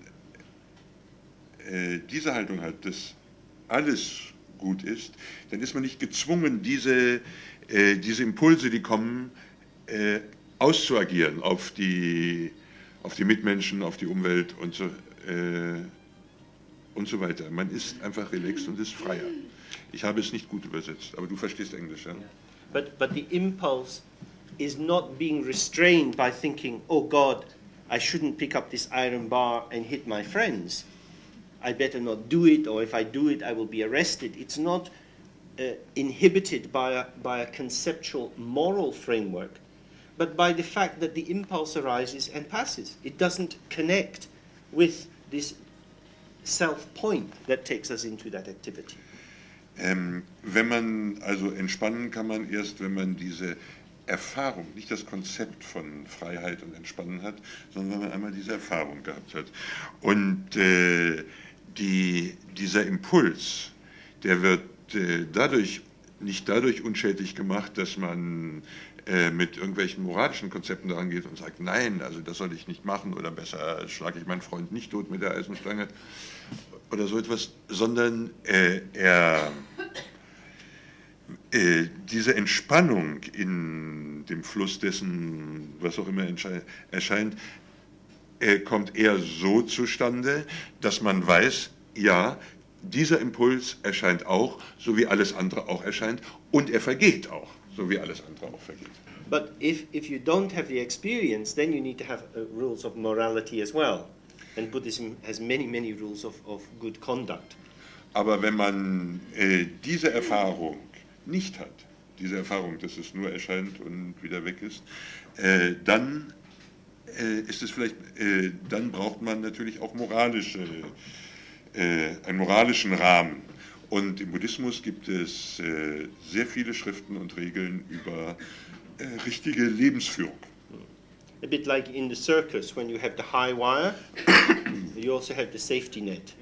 So if you fall off the wire, you have the rules to hold you. And you have to recognize, I've fallen off the wire. Es ist so ähnlich wie im Zirkus, wo man das Hochseil hat. Darunter hat man das Netz, sodass wenn man einen falschen Schritt macht, dann wird man von dem Netz aufgefangen. So sind diese moralischen Regeln. Aber was auch sehr wichtig ist, man muss merken, dass man vom Hochseil gefallen ist. Man muss es bemerken, dass man bei einer Aktion vom Hochseil gefallen ist. Maybe just take one last brief question. Noch eine letzte kurze Frage. Kurz weiß ich nicht. Also ich verstehe die Einladung von James Lowe zum Dzogchen so, dass es eigentlich, dass man das machen sollte, sich darauf einlassen sollte, praktisch eine Erfahrung von Durchblick, von der Erleuchtung ist vielleicht zu viel gesagt, aber von Durchblick, von der Einheit der Dinge haben sollte. Von der Einheit der Dinge, am Schluss schon. Ja, wenn ich die unterschiedlichen tibetischen Schulen sehe, unterscheiden sich gerade in dem Punkt, dass manche lehren, ja, es ist nicht so leicht. Es ist nicht so leicht, das zu lernen. Der Buddha selber sagt, das Leben ist Leid. Ich lehre, dass das Leben Leid ist und die Überwindung des Leides. Also vielleicht ist es so, dass es eben diesen Unterschied gibt, dass manche Lehrer sagen, ja, es ist gut, also Dankas zu haben, eine Mala zu haben, Mantras zu machen und so weiter. Das ist eine gute Übung, um schließlich in die Situation zu kommen, Dzogchen zu praktizieren.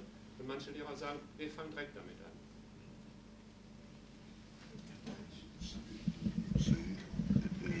Dzogchen is about the unity of all things. But if you have a look at the Tibetan schools, then it is, some people say, yes, it is good, some masters say, yes, it is good to have a tanka, yes, it's good to have a mala and to have rituals.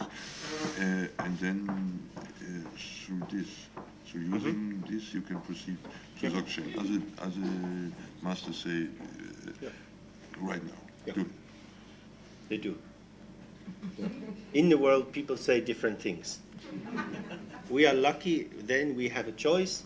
You can choose the one that you like. Du hast völlig recht.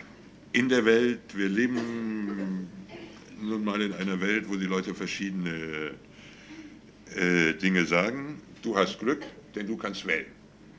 Du kannst wählen, was dir am besten taugt. When I was in university, in the time of this war in Vietnam, I would go on marches, and I would be marching with the black anarchist flag, and my friends would be marching with the red Trotskyist flag. We would drink together, but our politics were very different. We had a common enemy. So you can have the common enemy of ignorance and samsara, but march under different flags. If you like a hierarchical Stalinist structure for your Buddhism, please enjoy it. Als ich zum Beispiel studiert habe, das war gerade die Zeit des Vietnamkriegs. Und da bin ich natürlich demonstrieren gegangen. Ich bin unter der schwarzen Fahne habe unter der schwarzen Fahne der Anarchisten demonstriert. Meine Freunde sind unter der roten Fahne der Trotzkisten marschiert. Getrunken haben wir gemeinsam. Aber wir sind getrennt marschiert und das ging auch ganz gut, denn wir hatten einen gemeinsamen Gegner. Jetzt auch habe ich einen Gegner. Mein Gegner ist Leiden und Samsara. Ist nicht Leiden, ist das Nichtwissen und Samsara. Wenn es dir gefällt, eine hierarchische, stalinistische Struktur zu haben, wie du diesen Gegner Nichtwissen und Samsara bekämpfst, dann wähle so eine und hab Spaß dran. The best Dharma to practice is the Dharma you can practice. Denn das beste Dharma, das Dharma, was man am besten praktiziert, ist immer das, was man praktizieren kann. And it doesn't matter what it is, as long as you're doing something. Something will make a difference. Buying all the Dharma books in the world and keeping them on your shelf will not make very much difference. Es ist völlig egal, Hauptsache, du machst überhaupt etwas. Du machst überhaupt etwas, so muss man sagen. Du könntest sämtliche Dharma-Bücher, die es in der Welt gibt, kaufen und in deine Bibliothek einordnen. Das macht keinen Unterschied. Aber solange du überhaupt was machst in dieser Richtung, etwas tust selber, dann macht das einen Unterschied. A basic idea in Buddhism is that the real truth is inexpressible. So if anybody is selling you the truth, they are a liar. Eine der grundlegenden Ideen im Buddhismus ist, dass Wahrheit unausdrückbar ist. Wenn jemand also kommt und sagt, er erzählt dir die Wahrheit, sei sicher, er lügt. But what we do have, and we can convey through language, are many different ways of making sense of things. And if we can find paths that help us to make sense of the world, which develop our wisdom and our compassion, then these will all be useful. It very much depends on your own take on things, where you are, and getting the best possible fit. Es geht darum, wir machen eine Menge Dinge, oder fast alles, was wir machen, ist dazu da, um etwas zu verstehen, um einen Sinn aus dem, was ist und was wir wahrnehmen, rauszuschlagen. Die Hauptsache ist, dass du etwas findest, was für dich Sinn macht und was passt auf deine Lebenssituation und auf die Art, wie du in der Welt bist. At some times in our lives, we have to, because we have no other choice, we have to believe that someone else knows what's good for us. When we were children, we all did that. In manchen Situationen unseres Lebens ist es unweigerlich so, wir haben gar keine andere Wahl da, ist es unweigerlich so, dass es hilfreich ist, wenn wir das Vertrauen haben, dass irgendein anderer weiß, was gut für uns ist. Für uns alle war das so in unserer Kindheit. And when we become lonely, desperate children in ourselves, and you might want to go to a teacher and say, oh, please tell me what I should do. Und wenn du ein einsames, verzweifeltes Kind innerhalb, oder wenn wir einsame, verzweifelte Kinder in uns selbst sind, wenn wir uns so erfahren, dann mögen wir vielleicht den Wunsch haben, zu einem Lehrer zu gehen und zu sagen, bitte Meister, sag mir, was ich tun soll. That's not a bad thing to do for a while. Es ist, um das mal zu machen, eine Zeit lang zu machen, ist vielleicht gar nicht so schlecht. But once we get back on our feet again, we have to take responsibility for our own decisions. Aber sobald wir wieder auf eigenen Beinen stehen, dann müssen wir Verantwortung für unsere eigenen Entscheidungen übernehmen. So in many ways we're very lucky in the West because there are many different kinds of Buddhist teaching which are presented to us.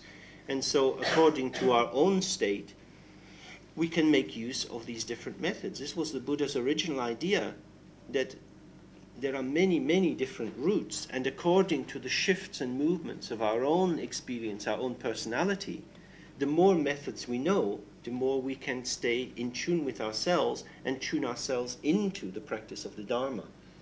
Insofern haben wir natürlich großes Glück hier im Westen, denn es gibt ungeheuer viele verschiedene buddhistische Lehren, mit denen wir in Kontakt kommen können.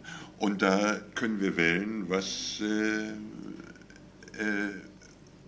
für uns am besten zu passen scheint. Und dadurch, dass wir eben so eine Vielfalt haben, da können wir in Bewegung bleiben und uns einstimmen auf uns selber und auf das, was uns am besten taugt und am besten für uns passt. And so the more we know about ourselves, the more attuned we are to ourselves, the more we can dispense with rule books and just stay in this phenomenological freshness, making use of as many different methods as we have.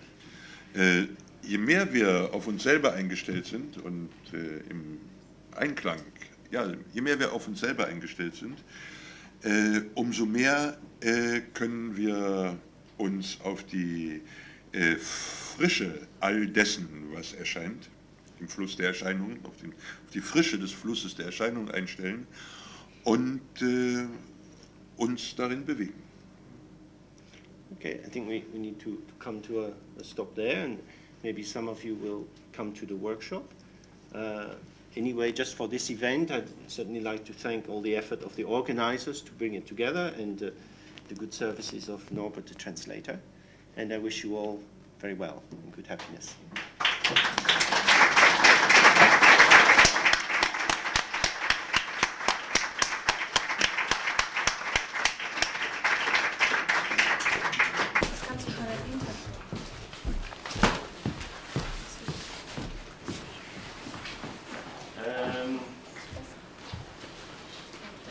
Normally with Buddhist occasions we start with taking refuge and bodhicitta, and I'll explain this very briefly soon.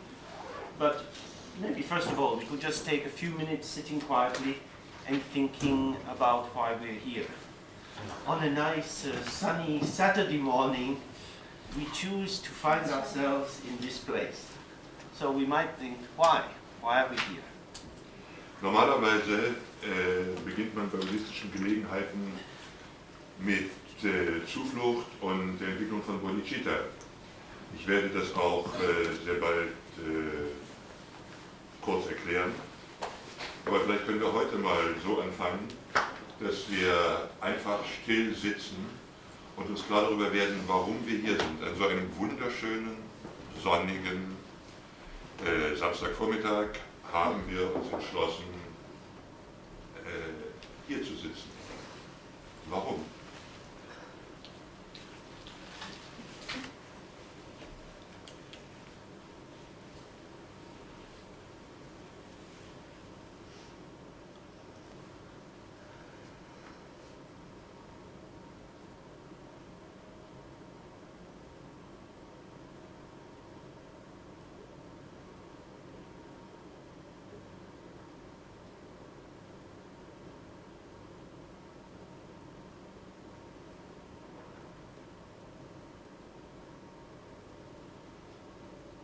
In general, in Buddhism, they say that we become drawn towards the Dharma, which represents both the teachings of the Buddha and the nature of reality itself, out of two main motives.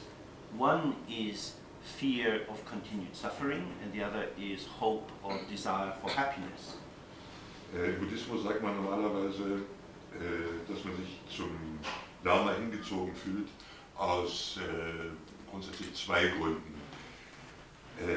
Der eine Grund ist die Angst davor, dass das Leiden endlos weitergeht. Und der zweite Grund ist die Sehnsucht nach Glücklichsein. Now you could see what your own motivation is, how it fits in with that. Und jetzt könnt ihr mal gucken, was eure eigene Motivation ist, wie das zu dieser Theorie passt, zu dieser Vorstellung. Traditionally they say that the difference between being a Buddhist and not being a Buddhist is this act of taking refuge. Traditionell sagt man, der Unterschied,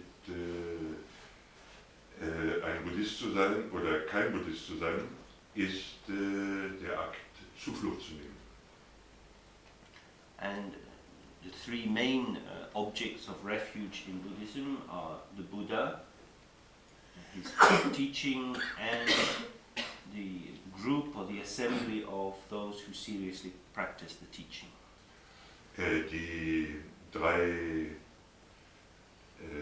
Objekte der Zuflucht, also zu denen man Zuflucht nimmt, sind der Buddha, seine Lehre und die Gemeinschaft derer, die diese Lehre praktizieren. The Buddha is important because the Buddha represents the possibility of some liberation from suffering and oppression and a state of freedom and happiness. Der Buddha ist wichtig, denn er repräsentiert diese Befreiung von Leiden und von Niedergeschlagenheit und die Überwindung davon und einen Zustand von Glückseligkeit. And having achieved that for himself, he then gives these teachings, which are called the Dharma, which then help us to attain the state that the Buddha has attained. Und als er das für sich erreicht hatte, da hat er begonnen zu lehren, den Dharma zu lehren und damit alle Menschen das erreichen können. Ein Wesen. But in becoming like the Buddha, it's not as if, I don't know, one day you go to an art gallery and you see a painting and it really touches you, so you think, oh, I want to be a painter, I want to do that kind of thing. So you then go to art school and you become a painter, but you want to paint in the style of this painting that first got you. So you become a kind of clone of Monet or Cézanne or whoever. Dem Buddha zu folgen ist aber nicht so, wie wenn man in eine Kunstausstellung geht und dort ein Bild sieht, das einen sehr tief berührt. Und dann sagt man, oh, jetzt möchte ich aber auch einen Maler werden. Dann geht man auf eine Kunstakademie und lernt das Handwerk und dann malt man so, wie der Mensch gemalt hat, dessen Bild man gesehen hat, sodass man eine Art Klon von Monet, Cézanne oder sonst irgendwas. It's that one gets an inspiration which one then uses to get in touch with one's own process, because enlightenment is about being in touch with the process of becoming, which is both self and the world together. Es geht mehr darum, dass man mit sich selber in Kontakt kommt, dass man Teil des Prozesses kommt. Denn Dharma ist mehr mit sich selber, mit dem Prozess in Berührung zu kommen, mit dem Prozess, den man selber ist und der die Welt auch ist. And when we take refuge in the Sangha, it means that we give ourselves permission to learn something, really. We say other people have learned a bit more than us or are going in the same way as us, and we can make use of other people for support. Und wenn wir Zuflucht zu Sangha nehmen, dann bedeutet das eigentlich, dass wir uns bereit erklären, etwas zu lernen. Wir nehmen Zuflucht zu den anderen Menschen, die den Weg auch gehen, sodass sie uns bei unserem Lernprozess unterstützen können. And in practicing in Buddhism, we both developing a sense of belonging and affinity to others, and a sense of differentiation and becoming more truly ourselves. Wenn wir Dharma praktizieren, dann müssen wir einen Sinn von Zuwendung und Zuneigung und angezogen sein von anderen entwickeln und gleichzeitig einen Sinn dafür, dass wir anders sind, dass wir selbst anders sind und selbst sind. And the more we develop these two, they become wisdom and compassion. Wisdom is understanding the process by which we arise in the world as an aspect of the world. And compassion is our energy moving out towards being with others in the world. Je mehr man das also entwickelt, das entspricht der Entwicklung von Weisheit und Mitgefühl. Weisheit wäre dabei, dass wir den Prozess verstehen, wie wir in die Welt gekommen sind und wie wir in der Welt sind. And compassion is our attitude. Moving out. Ja, dass wir das verstehen, und Mitgefühl ist eher die Bewegung zur Welt hin, zur Welt und zu den anderen hin. So, if we're here for these 2 days, we need to practice this directly.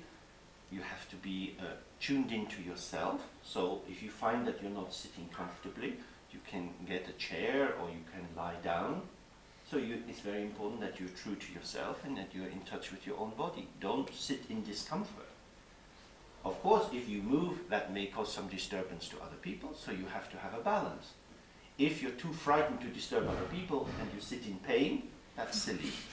If you're only in touch with yourself and you move around all the time, not caring about other people, that's not so nice either. So it's the middle way between these two. Wir werden das in den 2 Tagen, die wir hier zusammen sind, werden wir das zum Beispiel so praktizieren. Es ist ganz wichtig, dass ihr auf euch selber eingestimmt seid, dass wir gut zu uns selber sind. Das heißt also, wenn ihr unbequem sitzt, dann nehmt euch einen Stuhl oder legt euch hin, aber sorgt dafür, dass ihr gut zu euch seid. Dass ihr in Berührung, in Kontakt mit euch selber bleibt. Aber natürlich, wenn ihr aufsteht und euch einen Stuhl holt, könnte es sehr leicht sein, dass ihr andere damit stört.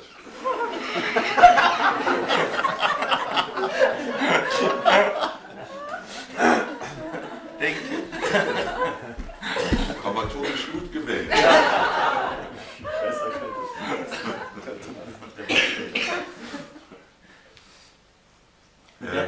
Also, es geht um eine Art mittleren Weg. Ihr müsst dann auch, also euch nach außen wenden, gucken, ob ihr die anderen nicht allzu sehr stört. Und es geht um einen mittleren Weg. Dazwischen, dass man in Berührung mit den eigenen, in Kontakt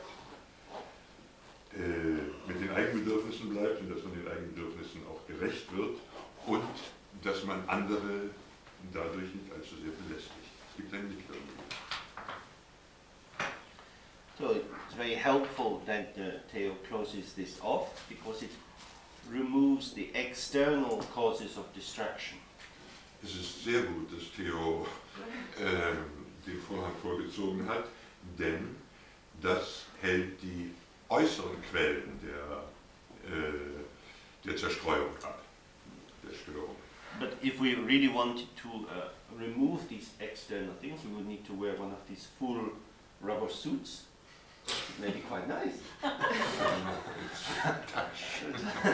And then maybe we could cover over our eyes and take them out and have our fingers in our ear. You could schaffen. Aber um diese äußeren Störquellen völlig auszuscheiden, müssten wir ein Ganzkörperkondom tragen. Oder uns die Augen wahrscheinlich noch zusätzlich verbinden, uns die Ohren verstopfen und ähnlich elaborierte Aktionen mehr. So if we were trying to control our own distraction through cutting off external sensation, it would be very difficult to do. I mean, you can go into a flotation tank, but it would be very strange to spend the whole of your life in a flotation tank. We have to, in the end, come out and be with others, and being with others is disturbing.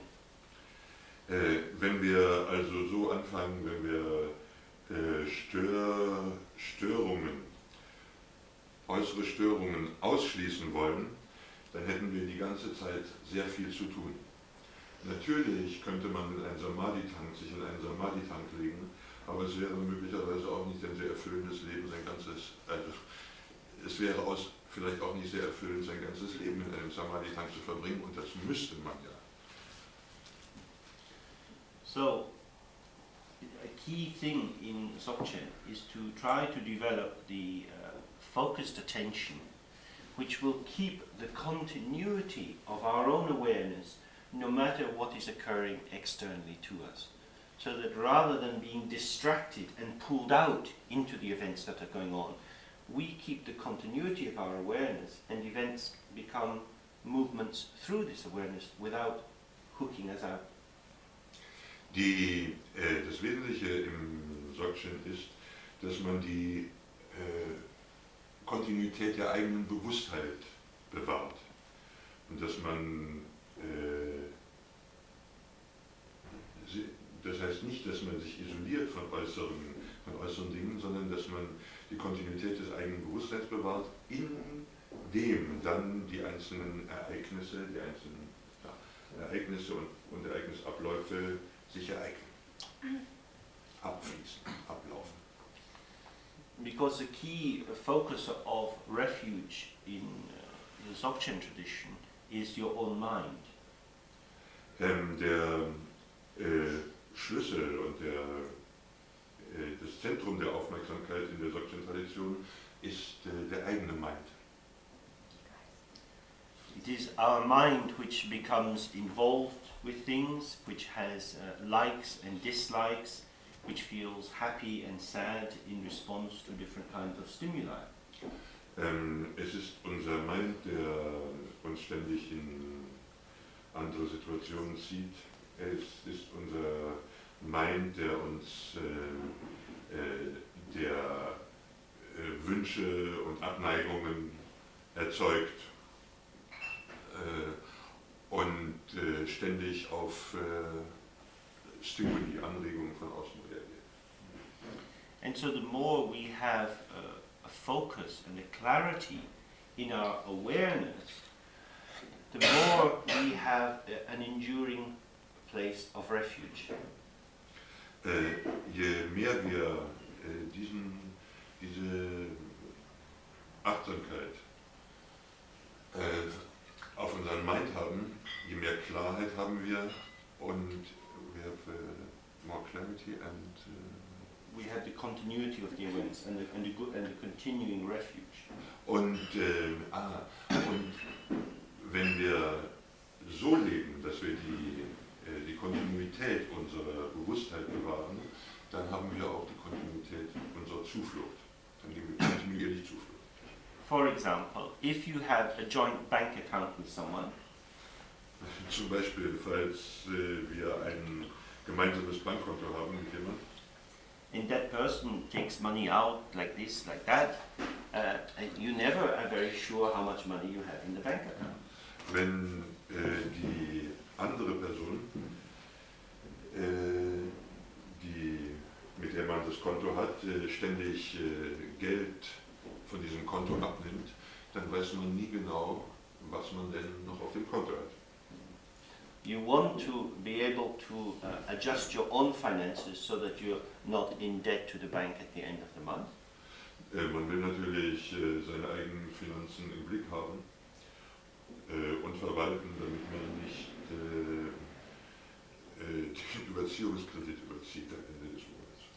But somehow this other person is acting in an uncontrolled way, and so you don't feel held, you don't feel very safe, you can't predict.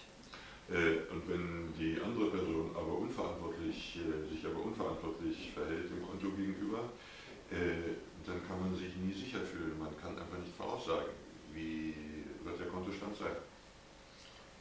And I think sometimes our relationship with our own mind is like this, that we have a kind of responsible mind and we have a rather silly mind, and these two minds have the same bank account. Es ist mit unserem Mind vielleicht vergleichbar. Wir haben einen verantwortlichen Mind und wir haben einen ziemlich bescheuerten Mind. Und diese beiden Minds benutzen dasselbe Konto, haben Zugang zum selben Konto. So we can find ourselves being distracted, pulled into arguments, pulled into jealousy, desire, and we don't know why it's happening to us. So können wir uns leicht dabei tappen, dass wir in Streit gezogen werden, in Eifersucht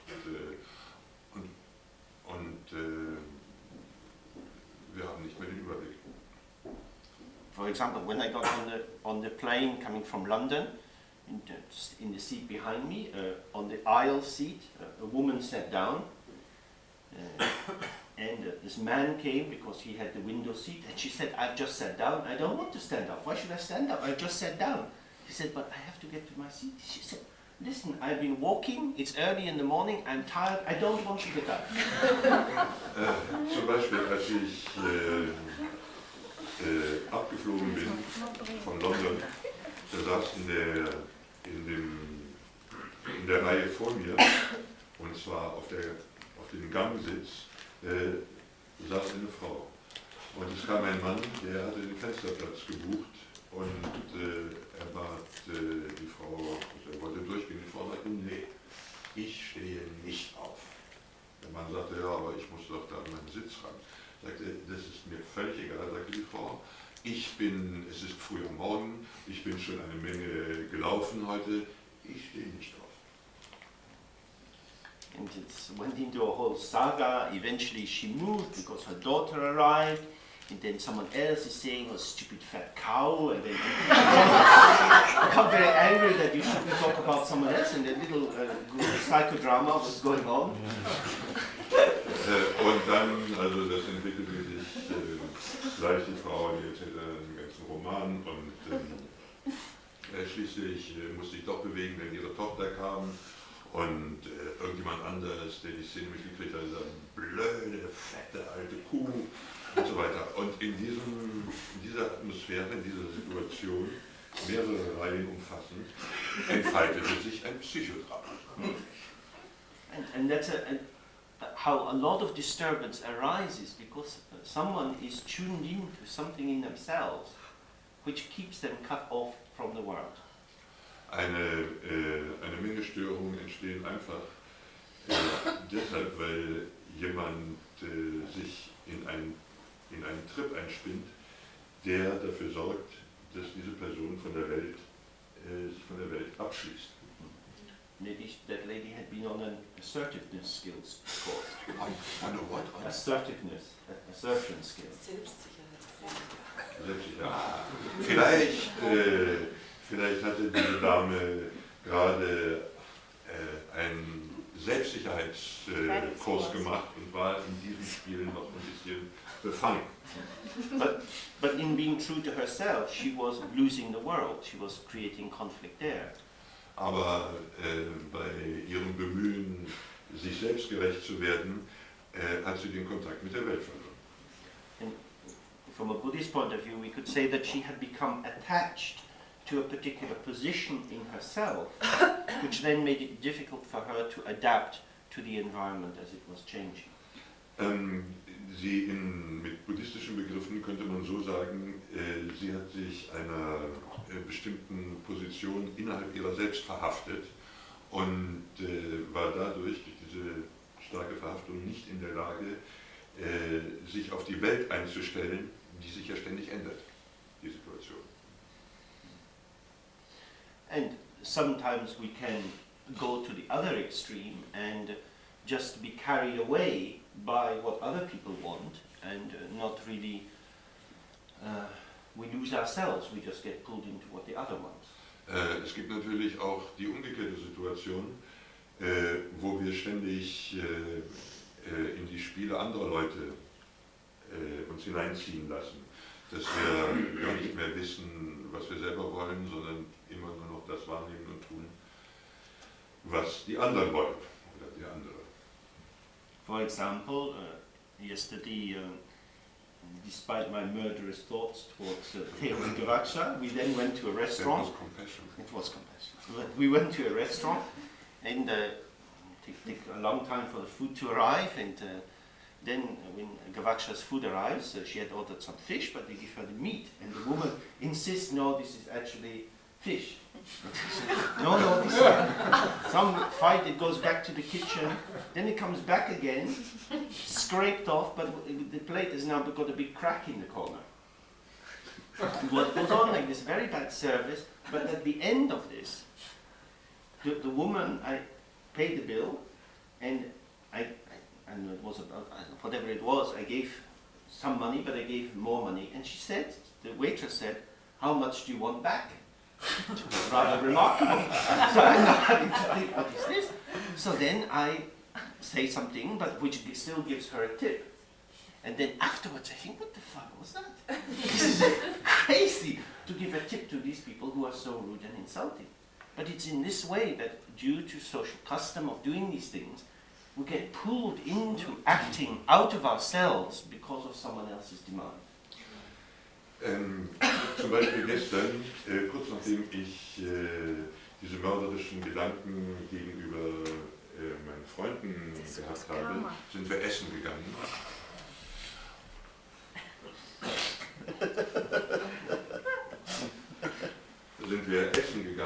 Und wir sind in das Restaurant gegangen. Es hat wahnsinnig lange gedauert, bis das Essen kam.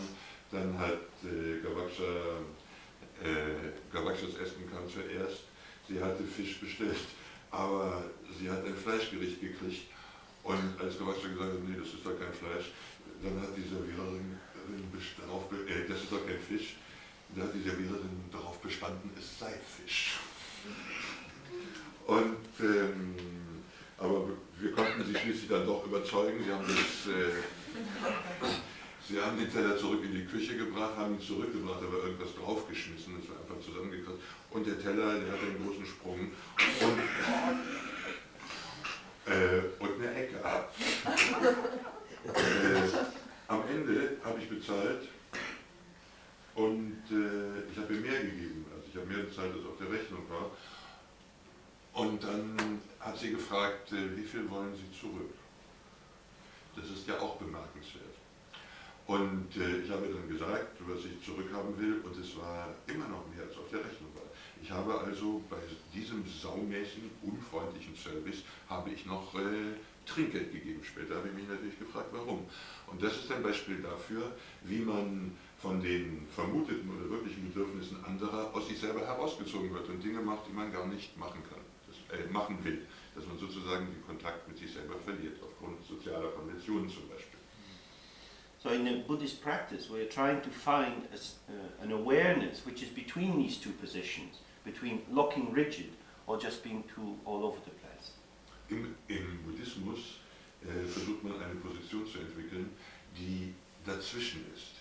Sie ist sowohl nicht dieses rigide sich in sich selber zurückziehen, wie auch nicht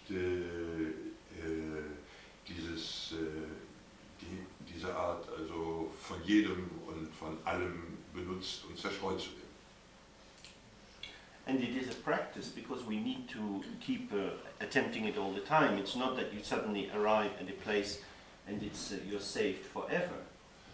Awareness is a continuing responsibility, and the movement towards distraction can happen quite easily. Das ist eine Praxis, und zwar deshalb, weil man nicht eines Tages plötzlich dahin kommt und diese Zerstreuung und diese Rigidität, das ist vorbei. Nein, man muss ständig seine Bewusstheit bewahren, sonst fällt man wieder in eines der beiden Extreme. So, what I'd like to show you now is just some graded movement in meditation, which will help us to focus our mind. So, und was ich euch jetzt zeigen will, das ist eine Art stufenweise Einführung in die Meditation, die uns helfen wird. It will help us to do what with mind? To direct and focus the mind. Die uns helfen wird, unseren Mind auszurichten. Because, as I was suggesting last night, what we're trying to do is to have an awareness which is in touch with whatever is arising without falling into it. So we're trying to take our awareness, which is often locked into whatever is occurring, and just pull it back slightly. Not stopping the flow of the world, but just giving us a bit more space for reflection. Wie ich gestern schon gesagt habe, geht es nicht darum, den ständigen Fluss des Erscheinens anzuhalten, sondern es geht eher darum, unsere Bewusstheit ein bisschen aus dem ständigen Fluss rauszuziehen, damit unsere Bewusstheit nicht weggetragen wird von dem Fluss des Erscheinens und der Ereignisse, sodass wir ein bisschen mehr Raum haben. So what we do is... Es geht also im Buddhismus darum, dass wir mit dem Fluss bleiben, aber dass wir uns nicht von ihm wegtragen, sondern dass unsere Bewusstheit mit dem Fluss der Ereignisse bleibt, aber dass wir uns von ihm nicht wegtragen lassen. What we're trying to do is to avoid distraction. So we practice mindfulness, and there are many methods of doing that. The basic one is by mindfulness of the breath, and we'll do that for a while and then move into a method with visualization. But first, if we practice just on the breath. Es geht darum, Achtsamkeit zu entwickeln. Eine einfache Sache ist, Achtsamkeit mit Atemgewahrsein zu entwickeln. Das werden wir zuerst machen und dann werden wir weitergehen zur Visualisierung. So we have our body in a comfortable position. Traditionally, you can have your legs crossed in the lotus position, which is the left foot on the right thigh and then the right foot on the left thigh. But whatever way you sit, whatever is comfortable for you, it should be a way in which you feel your back is being supported. Then you want to have your spine straight. Normalerweise kann man sich dazu in die Lotusposition setzen. Die Lotusposition ist, dass man den rechten Fuß auf dem linken Schenkel und den linken Fuß auf dem rechten Schenkel hat. Vielleicht ist das für manche etwas ungewohnt. Man kann sich auch so setzen, dass aber jede Position ist okay, indem man gut sitzt und das Rückgrat aufrecht. Then for this practice, it's useful to have your chin slightly down and the tongue on the upper palate, just behind the teeth. Für diese Übung ist es ganz gut, wenn man das Kinn ein bisschen gesenkt hat und die Zunge am Gaumen, und zwar die Zunge also etwas eingerollt am Gaumen, und zwar unmittelbar kurz hinter der oberen Zahnreihe. And you can do this practice with your eyes open or closed. I think the best thing with these things, if you're new to them, is always to experiment and see what works well for you. Man kann diese Übung mit geschlossenen Augen machen, aber wenn man damit anfängt, ist es vielleicht ganz gut, wenn ihr einfach ein bisschen experimentiert und probiert, was für euch gut ist. And the very simple thing we're trying to do then, when we've got our body just comfortable, is to be aware of the breath moving in and out of the nostrils. So you'll be breathing, probably keeping your mouth closed or your lips just slightly open, but the main part of the breath moving in and out over the nostrils. At first, if you're not used to it, you might want to make some stronger breath, and then until you tune in very subtly just to feeling the sensation of the breath on this upper lip. Was wir machen, das ist sich des Atems gewahr zu sein, wie er durch die Nasenlöcher fließt. Am Anfang möchte man vielleicht dann den Atem forcieren, stärker atmen und so weiter. Das ist aber gar nicht nötig, sondern man sollte sich ganz fein darauf einstellen, dass man wahrnimmt, wie der Atem ein- und ausströmt und dass man diese Wahrnehmung auf der Oberlippe hat. Das sanfte Ein- und Ausströmen des Atems auf der Oberlippe. And of course, if we weren't breathing, we would be dead. So breathing is something that the body likes to do, and it does it all by itself. Es ist natürlich so, falls wir nicht atmen würden, wären wir tot. Der Körper atmet gerne, und der Körper atmet von selbst. So all we're being required to do really is to pay attention to the body, the body itself, keeping itself alive. Was also nur verlangt ist, darauf zu achten, wie der lebendige Körper sich selbst lebendig hält. And this is is also a very nice way of respecting our bodies. Auch eine ganz schöne Methode, unseren Körper zu achten. We often treat our bodies like some kind of machine that's operating on automatic pilot, and we only pay attention to it when something starts to go wrong. Wir haben manchmal die Tendenz, unseren Körper wie eine von einem Autopiloten gesteuerte Maschine zu sehen, auf die wir nur achten, wenn sie irgendwie nicht richtig funktioniert. So by giving this attention just to the breath, we're really valuing just this simple process of being alive. Of course, I think what we tend to find is that our thoughts wander off and we become absorbed in all kind of fantasy realms. When that happens, we just recognize it and very gently bring your attention back to the breath.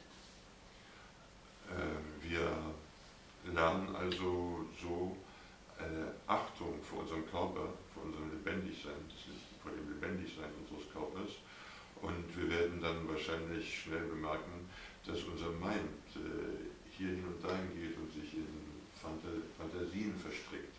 Wenn wir das bemerken, dann es reicht, das zu bemerken, freundlich, zärtlich, mit Zuwendung zu bemerken und unsere Aufmerksamkeit wieder zurück zu unserem Atem zu bringen. Das ist genug. This is also a way that we can practice taking refuge, rather than reciting traditional verses in Tibetan, where we say we take refuge in something which is out there. What we are actually doing is practicing taking refuge in a calm, clear attention on the breath. Das ist auch eine Methode, um Zuflucht zu nehmen. Anstelle, dass man tibetische Verse rezitiert, kann man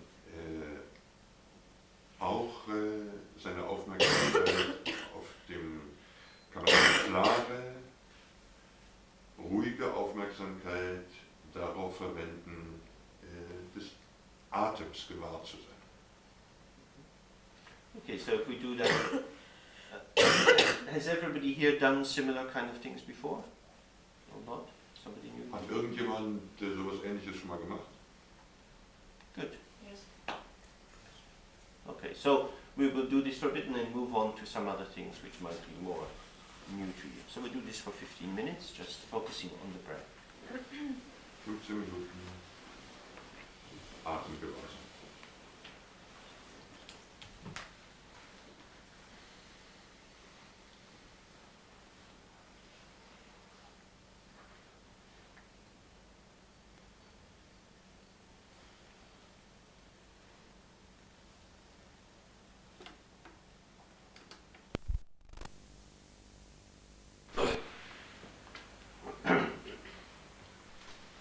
One of the things we can start to feel in doing that kind of practice is just this process of the air moving in and out, and this quality of our existence as a process. Etwas, was wir bemerken können bei dieser Übung, das ist dieses etwas, das Ein- und Ausströmen des Atems. Es ist ein natürlicher Prozess, auf den wir uns einstellen können. And through this we can understand impermanence directly. Und dadurch können wir das ständige Vergehen unmittelbar verstehen.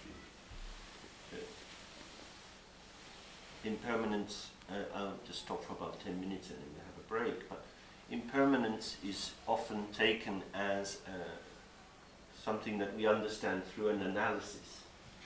Die Veränderlichkeit wird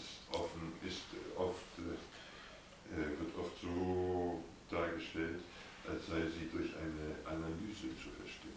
For example, we have this beautiful day today, and yesterday was fine too, and as we walk about we can see all the little shoots and buds coming out on the trees and the flowers. Spring is in the air.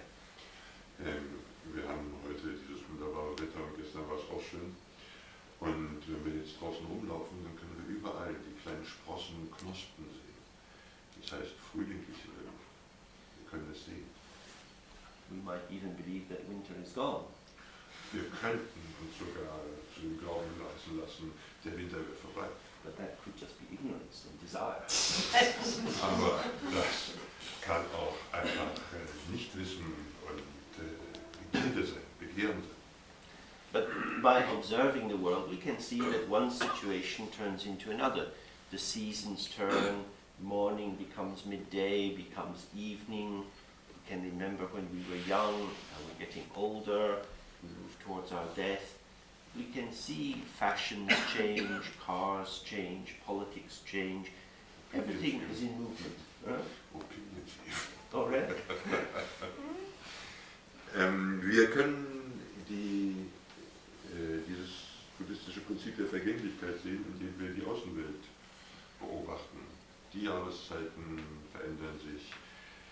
Der Morgen geht über in den Mittag, in den Abend, in die Nacht. Oder wenn wir unser Leben betrachten, einmal waren wir jung, jetzt werden wir allmählich doch ein bisschen älter. Die Mode hat sich geändert, die Autos, die Politik sogar. In this way, the things that we seem to see, the entities, change going from one to another. Was wir wahrnehmen, das sind Dinge, sozusagen Wesenheiten, die von einer Wesenhaftigkeit in die andere Wesenhaftigkeit wechseln, so wie Dinge, als wären es verschiedene Dinge.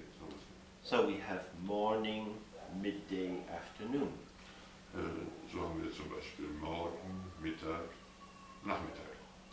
And it's very important that we know the difference between the morning and the afternoon. Und es ist ziemlich wichtig, dass wir den Unterschied zwischen Morgen und zwischen dem Morgen und dem Nachmittag finden. Otherwise you get to work very late and you get in trouble. Sonst käme man wahrscheinlich ziemlich zu spät zur Arbeit und man hätte Schwierigkeiten. So we talk of the morning. Deswegen sprechen wir vom Morgen. But what is a morning? Aber was ist das für ein Ding, dieser Morgen? It's something that exists between the night and the midday. Es ist etwas, das zwischen Nacht und Mittag existiert. How could you describe a morning? When does it begin? When does it end? Wie kann man einen Morgen beschreiben? Wann fängt er an und wann endet er? So we're using a word which gives us the sense that there is something clearly existing there. And if we really look into it, it's quite difficult to get a handle on what it's actually referring to. Wir glauben also, so etwas wie der Morgen existiert wie ein Ding. Aber je näher wir uns das angucken, umso schwieriger wird es zu sagen, was es ist.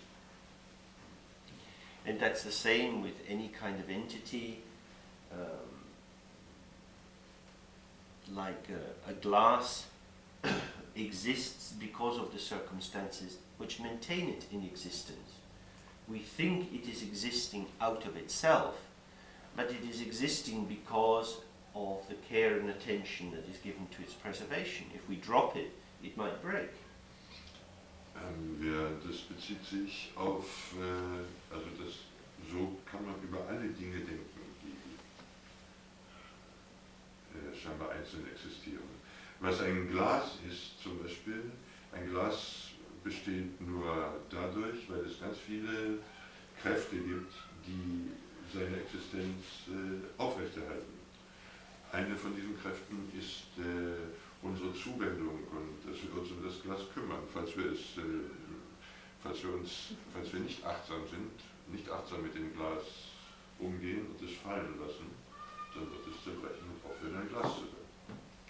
So the seeming permanence of the glass is actually held by the environment around it. Die scheinbare Dauerhaftigkeit des Glases wird in Wirklichkeit durch die Umgebung des Glases aufrechterhalten. So unless this is a special glass, if someone was cleaning it and they put in water that was too hot, it might just crack. Falls es nicht ein ganz spezielles Glas ist, ein spezielles Glasmaterial, da könnte jemand, der es wäscht, es putzt, zu heißes Wasser reingießen und dann zersprengt das Glas. So we can see in that way that the continuity of the glass as a glass is dependent upon the environment that is supporting it. Die Kontinuität des Glases als Glas wird nur gewährleistet durch die Umgebung, die dieses Glas, dieses Fortbestehen des Glases unterstützt. So the glass is not existing as something in itself, but is existing in relationship to an environment which continues in a way that maintains it. Das Glas existiert also nicht als Ding an sich, sondern es existiert durch die Kontinuität der Umgebung dieses Glases. Und diese Kontinuität ist dergestalt, dass sie die Existenz des Glases bewahrt. But in our ordinary sense, we think, oh, this is a glass, as if it was somehow existing in itself, for itself, as itself. Aber in unserem normalen Denken sagen wir, ja, das ist ein Glas. Und in diesem Gedanken eingeschlossen ist die Vorstellung, dass es als Glas in sich selbst, aus sich selbst und für sich selbst existiert. In the same way, if we think of the morning, in the summertime, the morning starts very early, maybe 4 o'clock in the morning. Genauso denken wir über den Morgen, als wäre etwas Definiertes und Festes. Aber im Sommer beginnt der Morgen sehr früh, etwa 4 Uhr. In the winter time, it's dark later, and we have a sense that the night is continuing. So that it's maybe, if it's dark till 8 o'clock in the morning, and you get up, it's as if it's still night, but it's morning. So it looks like night, but you know it's morning. Im Winter dagegen ist es sehr viel länger dunkel und wir haben das Gefühl, die Dauer bis 8 Uhr oder noch länger. Wenn man dann um 8 Uhr aufsteht, dann ist es zwar noch dunkel vielleicht und man könnte denken, es ist Nacht, aber man weiß, 8 Uhr morgen. And you know, if you go north in the summer or in the winter to the north of Finland or Sweden, the length of the day is very different. If you go down towards the equator, the lengths of the days are again very different. They tend to stay the same or be very, very extended. Wenn man im Sommer zum Beispiel nach Norden reist, nach Finnland oder Schweden, dann wird der Tag immer länger. Wenn man in die entgegengesetzte Richtung reist, auf den Äquator zu, da scheint es dann so, dass die Länge von Tag und Nacht immer gleich bleibt. So, what we take to be our sense of morning depends on where we grew up and where we're living, and we have some assumptions about what a morning is.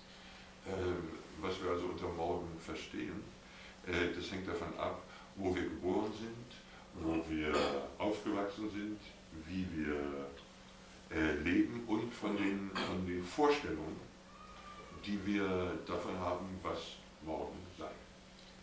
So our sense of the morning is a meeting between our perceptual experience and the concepts that we have, which are mediated through our culture, our language, our personal history. Unsere Wahrnehmung von morgen, von dem, was morgen ist, das ist sowohl, was wir mit unseren Sinnen wahrnehmen, ist eine Begegnung dessen, was wir mit unseren Sinnen wahrnehmen, und der Konzepte, die wir darüber haben, was morgen sei. Und diese Konzepte sind geprägt von der Kultur und dem Zivilisationssystem, Zusammenhang, in dem wir aufgewachsen und leben. So what seems to be something that's actually existing, and that we can all agree is existing, it is still the morning, is in fact a construct which we are all agreeing to believe in, rather than something that is just there. Was wir also sagen, wenn wir wir alle uns einig darüber sind, ist in Wirklichkeit ein Konstrukt. Und zwar ein Konstrukt aus dem, was wir glauben, also zumindest in dem Sinne, dass wir es nicht anzweifeln, und dem, was wirklich da ist. And in Buddhism, it's traditional to spend quite a lot of time examining the phenomena which we experience in this sort of way, to look at what constitutes the being or the existence of the object that one is encountering. Im Buddhismus untersucht man traditionell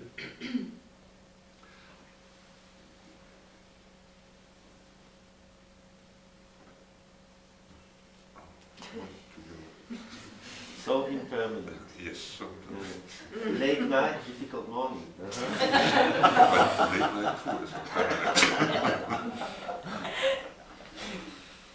Yeah. So we spend in Buddhism, we spend quite a lot of time examining experiences in terms of things which appear to be entities, to see how they are constituted. Im Buddhismus verbringen wir ziemlich viel Zeit damit, um Erfahrungen zu untersuchen, gründlich zu untersuchen, um herauszufinden, woraus sie sich zusammensetzen, wie sie zustande kommen. And in this yogi's handbag book, there's quite a discussion on impermanence in this way. In diesem Buch des yogischen Handgepäcks, da ist das wird ziemlich weitgehend da diskutiert. Because the main movement of this argument is that we construct the world as if it is created out of solid entities. Then we develop a dependence onto these seemingly existing solid entities, and because of that we get pulled into very strong affective, emotional connections with these objects, feeling happy when we have them and sad when they've gone away. Die Stoßrichtung des Arguments dort ist, dass wir die Angewohnheit haben, das, was erscheint, für Dinge zu halten, wie für Dinge zu nehmen, die fest und aus sich selber existieren. Der Effekt davon ist, dass wir ganz stark zu diesen Dingen hingezogen werden, sozusagen in diese Dinge hineingezogen werden und froh sind, wenn wir sie haben, falls es angenehme Dinge sind, und traurig sind, wenn wir sie verloren haben. And what we take to be real, enduring entities, the Buddha suggests, are actually fantasy constructs. Was wir für reale und andauernde, beständige Dinge halten, sind sagt der Buddha, das sind nur Fantasiekonstrukte. By fantasy, it doesn't mean that these things don't exist at all. I mean, clearly there is some existence in what we are experiencing. Aber wenn wir Fantasie da sagen, dann heißt es nicht, dass diese Dinge nicht existieren, sondern es gibt ganz einfache Beweise, dass wir existieren. But the fantasy is about the separate, true existence of things, when their existence is contextualized, when it is always embedded in relationship to everything else. So each phenomena is actually a moment inseparable from the total field of phenomena. Die Fantasie bezieht sich eher darauf, dass wir glauben, die Dinge, die wir wahrnehmen, jedwedes Ding existiere sozusagen aus sich selbst und für sich selbst. Während alles, was als einzeln wahrnehmbar existiert, existiert aber in einem Kontext. Es existiert nur, weil die Welt, die Umgebung, die es umgibt, dieses Ding erhalten. Es existiert als ein Element in einem größeren Kontext. Das geht für alles. And a key point in this is that we see the glass enduring through time. Ja, der Schlüssel ist, dass wir dieses Glas zwar sehen, wie es anhält im Verlauf von Zeit. So this glass was here yesterday. It is the same glass as yesterday. Dieses Glas zum Beispiel war gestern hier. Es ist dasselbe Glas wie gestern. This is the kind of thinking that we're used to. Huh? Das ist die Art zu denken, an die wir gewöhnt sind. When you go to school, when you're very small, your mummy sews your little name on your jacket and you hang it on your peg, if you're lucky, with a little duck on your peg. This is my peg, I have a duck, you don't have a duck, you have a frog. Zum Beispiel, wenn wir in die Schule, als wir Kinder waren, hat die Mutter vielleicht uns für den Kindergarten den Namen ins Jackett in den Anorak genäht und wir haben unser Anorak immer an den kleinen Haken gehängt im Kindergarten. Wenn wir Glück hatten, dann war ein kleiner Entenkopf, Donaldkopf da an dem Haken. Und wehe, ein anderer hat seine Jacke an diesen Haken gehängt. Dann haben wir gesagt, nein, das ist mein Haken, du hast nämlich keine Ente, du hast einen Frosch. So we are being informed all the time to treat the world as if there were these entities, separate things, which are moving through time. Wir gehen also mit der Welt so als bestünde sie aus lauter einzelnen Dingen, die durch den Verlauf der Zeit bestehen bleiben und gleich bleiben. Also im Verlauf der Zeit bestehen und gleich bleiben. What Buddhism invites us to consider is that if all entities are arising in this interdependent way, independent co-origination, then what interdependent, in interdependence, which is also dependent co-origination, then what we actually have is a process of becoming, a process of manifestation, not of separate entities moving through time, but of time itself revealing itself as an integrated field of becoming. Wenn Buddhismus versucht uns zu ermutigen, dass wir die Dinge nicht als isolierte, in der Zeit, durch den Verlauf der Zeit weiter existierende Phänomene sehen, sondern dass wir, was immer ist, sehen als etwas, was in diesem immer integriert zu sehen, in dieses große Feld des ständigen Werdens, das wir Zeit nennen.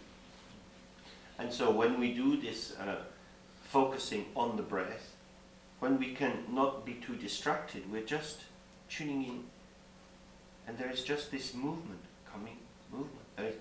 What entity is there? There is simply movement. And this movement is just time itself, time pulsing, time breathing in and out. Wenn wir Atemgewahrsein üben, dann ist nur diese Bewegung des Atems, dieses Ein- und Ausströmen. Aber was ist das? Das ist nur die Bewegung des Atems. Aber was ist das? Ich habe eben gesagt, Ein- und Ausströmen, aber eigentlich ist es nur Zeit, die sich ereignet und wahrnehmbar wird durch den Atem. So, if I ask you, are you breathing? You probably have to say yes, I'm breathing. Wenn ich euch also frage, atmet ihr, dann werdet ihr mit großer Wahrscheinlichkeit sagen müssen, falls ihr ehrlich seid, ja natürlich, ich atme. But when we do this, relaxing and focusing just on the breath, and we're not distracted, it's just this breath going. Who is breathing? Aber wenn wir unsere Achtsamkeit beim Atmen lassen, wer ist denn da, der das tut, das Atmen?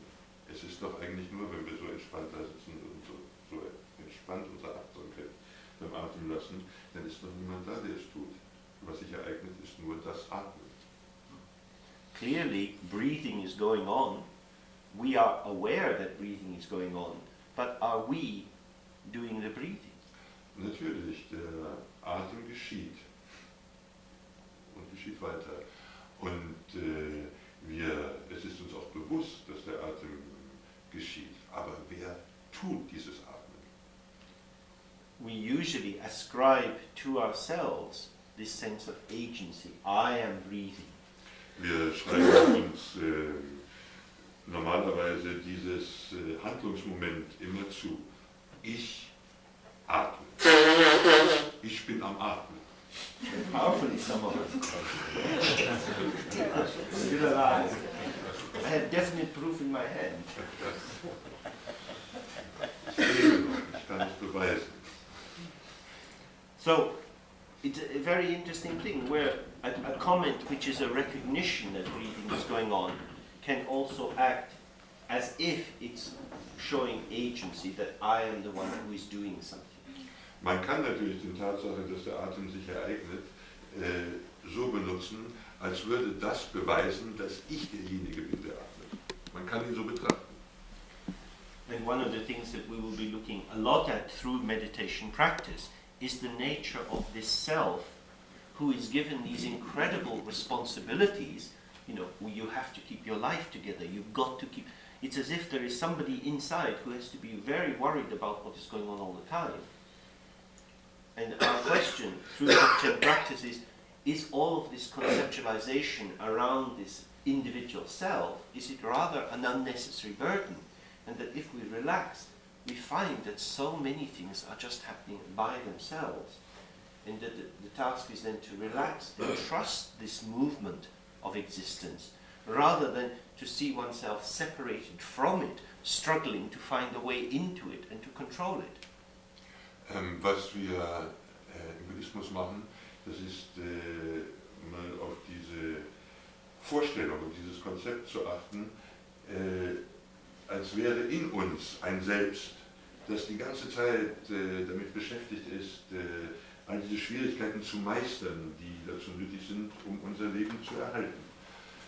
Wozu, als würde sozusagen aus uns selbst, aus unserem Inneren dieses Selbst rausgucken und die ganze Zeit mit Managen beschäftigt sein. Aber was Dzogchen versucht, das ist den Fluss der Ereignisse, unsere Aufmerksamkeit auf den Fluss der Ereignisse zu lenken und uns zu ermutigen, diesem Fluss der Ereignisse, die ständig da sind, zu vertrauen und mit diesem Fluss zu gehen. Okay, should we take a tea break here and then we'll come back and do some more practice? Was haltet ihr davon, wenn wir eine Teepause machen und dann ein bisschen praktizieren?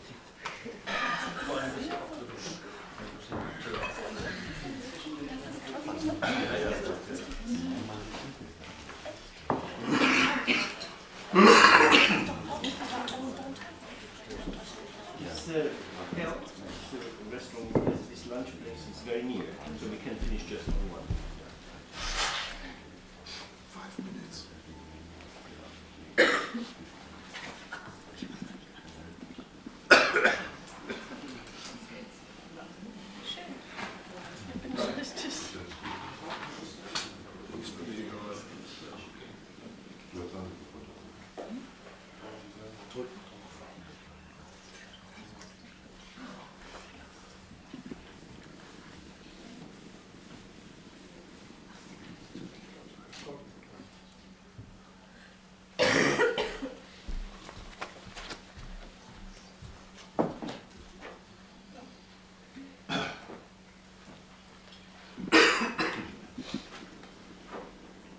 So there's one question is around, if I don't do things, how do they happen? So, es steht also die Frage im Raum, wenn ich die Dinge nicht mache, wie geschehen sie dann? And this is a central question for Dzogchen, where the view is that the root nature of everything is open. Das ist eine zentrale Frage für Dzogchen, wo die Wurzeleinsicht, die Wurzelannahme ist, dass alles offen ist. Now, what does this mean, open? Aber was heißt das, offen? Traditionally, it's represented more through the concept of emptiness. Traditionell wird das mehr dargestellt durch das Konzept von Leerheit. And so, if we have the cup, this glass is held here by these forces around it. So, what then is the glassness of the glass? What is it that gives its essence of appearing to us to exist as a glass? Wenn dieses Glas also nur in Bestand gehalten wird durch die Kräfte, die um es herum wirken, was ist dann die Glasheit des Glases? Was ist das Wesen dieses Dings? In the West, in the last 30, 40 years, there has been a big development of systems thinking, of seeing the world in terms of complex interlocking systems. Systemdenken hat sich im Westen in den letzten Jahrzehnten sehr stark entwickelt. Diese Tendenz, die Welt so zu sehen und zu verstehen, als miteinander vernetzte Systeme. And the Buddhist view of dependent co-origination, that is to say that this glass is dependent for its existence now on these other factors which are arising together with it. This view is very similar to modern systems thinking. Die buddhistische Sichtweise von abhängigen Entstehen kommt diesem Systemdenken, diesem modernen westlichen Systemdenken sehr nahe. If you're interested in this, there's an American scholar, Joanna Macy, who's written about this. She's also an ecological activist, and it's a very interesting book she's written comparing Buddhist and Western notions of systems. Wenn ihr daran interessiert seid, es gibt eine amerikanische Wissenschaftlerin, Joan Macy heißt sie. Joanna. Joanna Macy. Macy, I think M-A-C-E-Y. Macy. Joanna Macy heißt sie. Sie ist auch eine ökologische Aktivistin. Die hat ein Buch geschrieben über buddhistische Sichtweisen und westliches Denken. Das ist ein sehr interessantes Buch. So we took just as a very simple example of this to get the flavor of it. You know, if you go to hospital and they're not sure what is wrong, they will do some tests. And the tests mean that they take a syringe and stick it in your arm, suck out some blood. And they put the blood, goes on little glass trays, and then somebody looks at it in the microscope and adds it, stirs it around, and sees if something will grow there. Huh? So what is inside you carries secrets that we don't know about. But somebody looking on another level through this microscope sees things that our ordinary eye can't see. Wenn wir etwas nicht genau wissen, dann untersuchen wir es. Zum Beispiel, wenn man krank ist und ins Krankenhaus geht, dann werden sie einem so eine Spritze in den Arm tun, werden da Blut raussaugen und werden das dann auf verschiedene Reagenzgläser verteilen und den andere Stoffe zugeben und nachsehen, ob daraus etwas wächst. Dahinter steckt wohl die Vorstellung, dass in uns irgendein Geheimnis steckt und dass man das rausholen muss, um es zu untersuchen. And depending on the kind of medical problem it's thought that you have, will depend the kind of test with the different level of magnitude that you do. So that if there's thought to be some genetic problem, then they use quite a high magnification in order to see right down into this genetic structure. Wenn man und dann wird diese Kultur, die mit dem eigenen Blut eingesetzt wird, die wird dann unter dem Elektronenmikroskop untersucht und die Vergrößerung, den Grad der Vergrößerung, der dabei angewandt wird, der hängt ab von der Krankheit, die vermutet wird.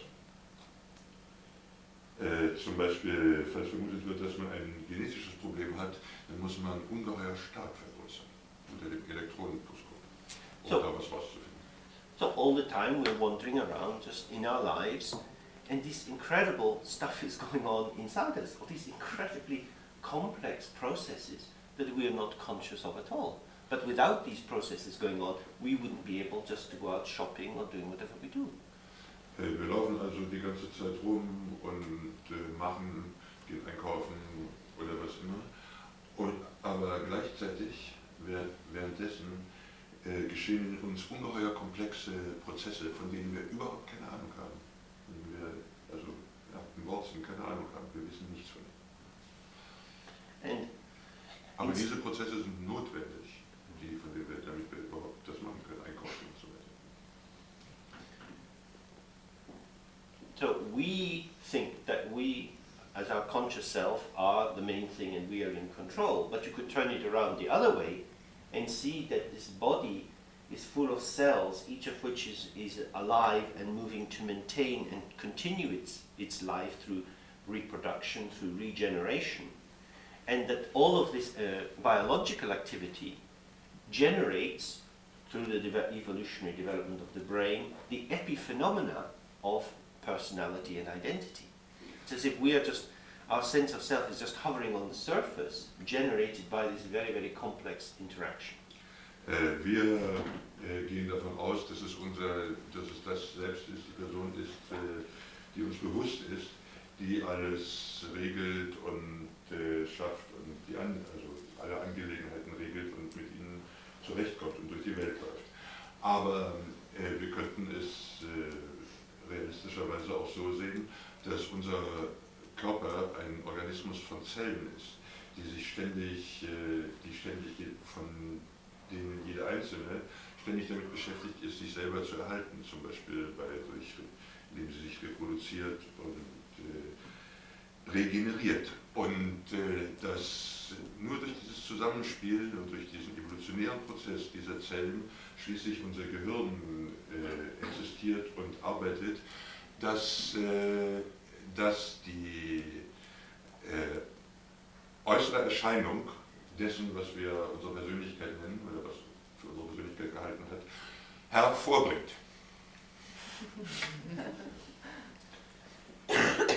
So, if going down on these different levels of system, we can go down into a very great regress, down to this genetic structure, through the genetic structure into this DNA structure, through DNA structure down to atoms, through atoms into these subatomic particles down into just vibrating energy fields into the space where they are manifesting, and so that incredible infinite movement arises as us. Huh? Incredible. Wir könnten einfach mal unsere Blickrichtung ändern und wir könnten nach innen gehen, zu unseren Zellen, dann zu unserer genetischen Struktur und noch weiter auf die atomare und die subatomare Ebene, bis zu den virtuellen Teilchen, und wir kämen dann schließlich zu einem Energiefeld, aus dem sie entstehen, und zu dem Raum, der dieses Energiefeld möglich macht.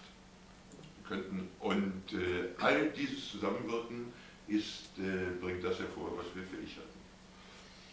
But of course we are breathing in and out. And as we're breathing in and out, we breathe in, the air goes down into our lungs, through this permeability surface in the lung, the oxygen goes across into the bloodstream, through the arteries, down, down, down, all around the body. And then back again in the veins, mixed in, carbon dioxide, out again. Now where does it go when we breathe out? Goes across and up your nostrils. So, what we are actually involved in here is group sex. Because this oxygen that has been down inside my underwear is now moving out of my mouth and in your nose and into your underwear. Is that not shocking?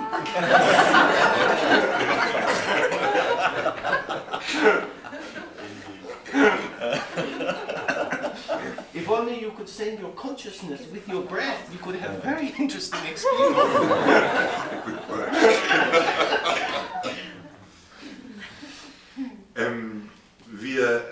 Es ist aber eine Tatsache, dass wir atmen. Und was passiert dabei? Der Atem strömt ein in uns, der Sauerstoff wird durch die Lungenbläschen in das Gefäßsystem verteilt und der Sauerstoff geht durch den ganzen Körper, durch die Arme, durch die Beine und kommt wieder hoch und wir atmen aus. Und was passiert, wenn wir ausatmen? Dann geht das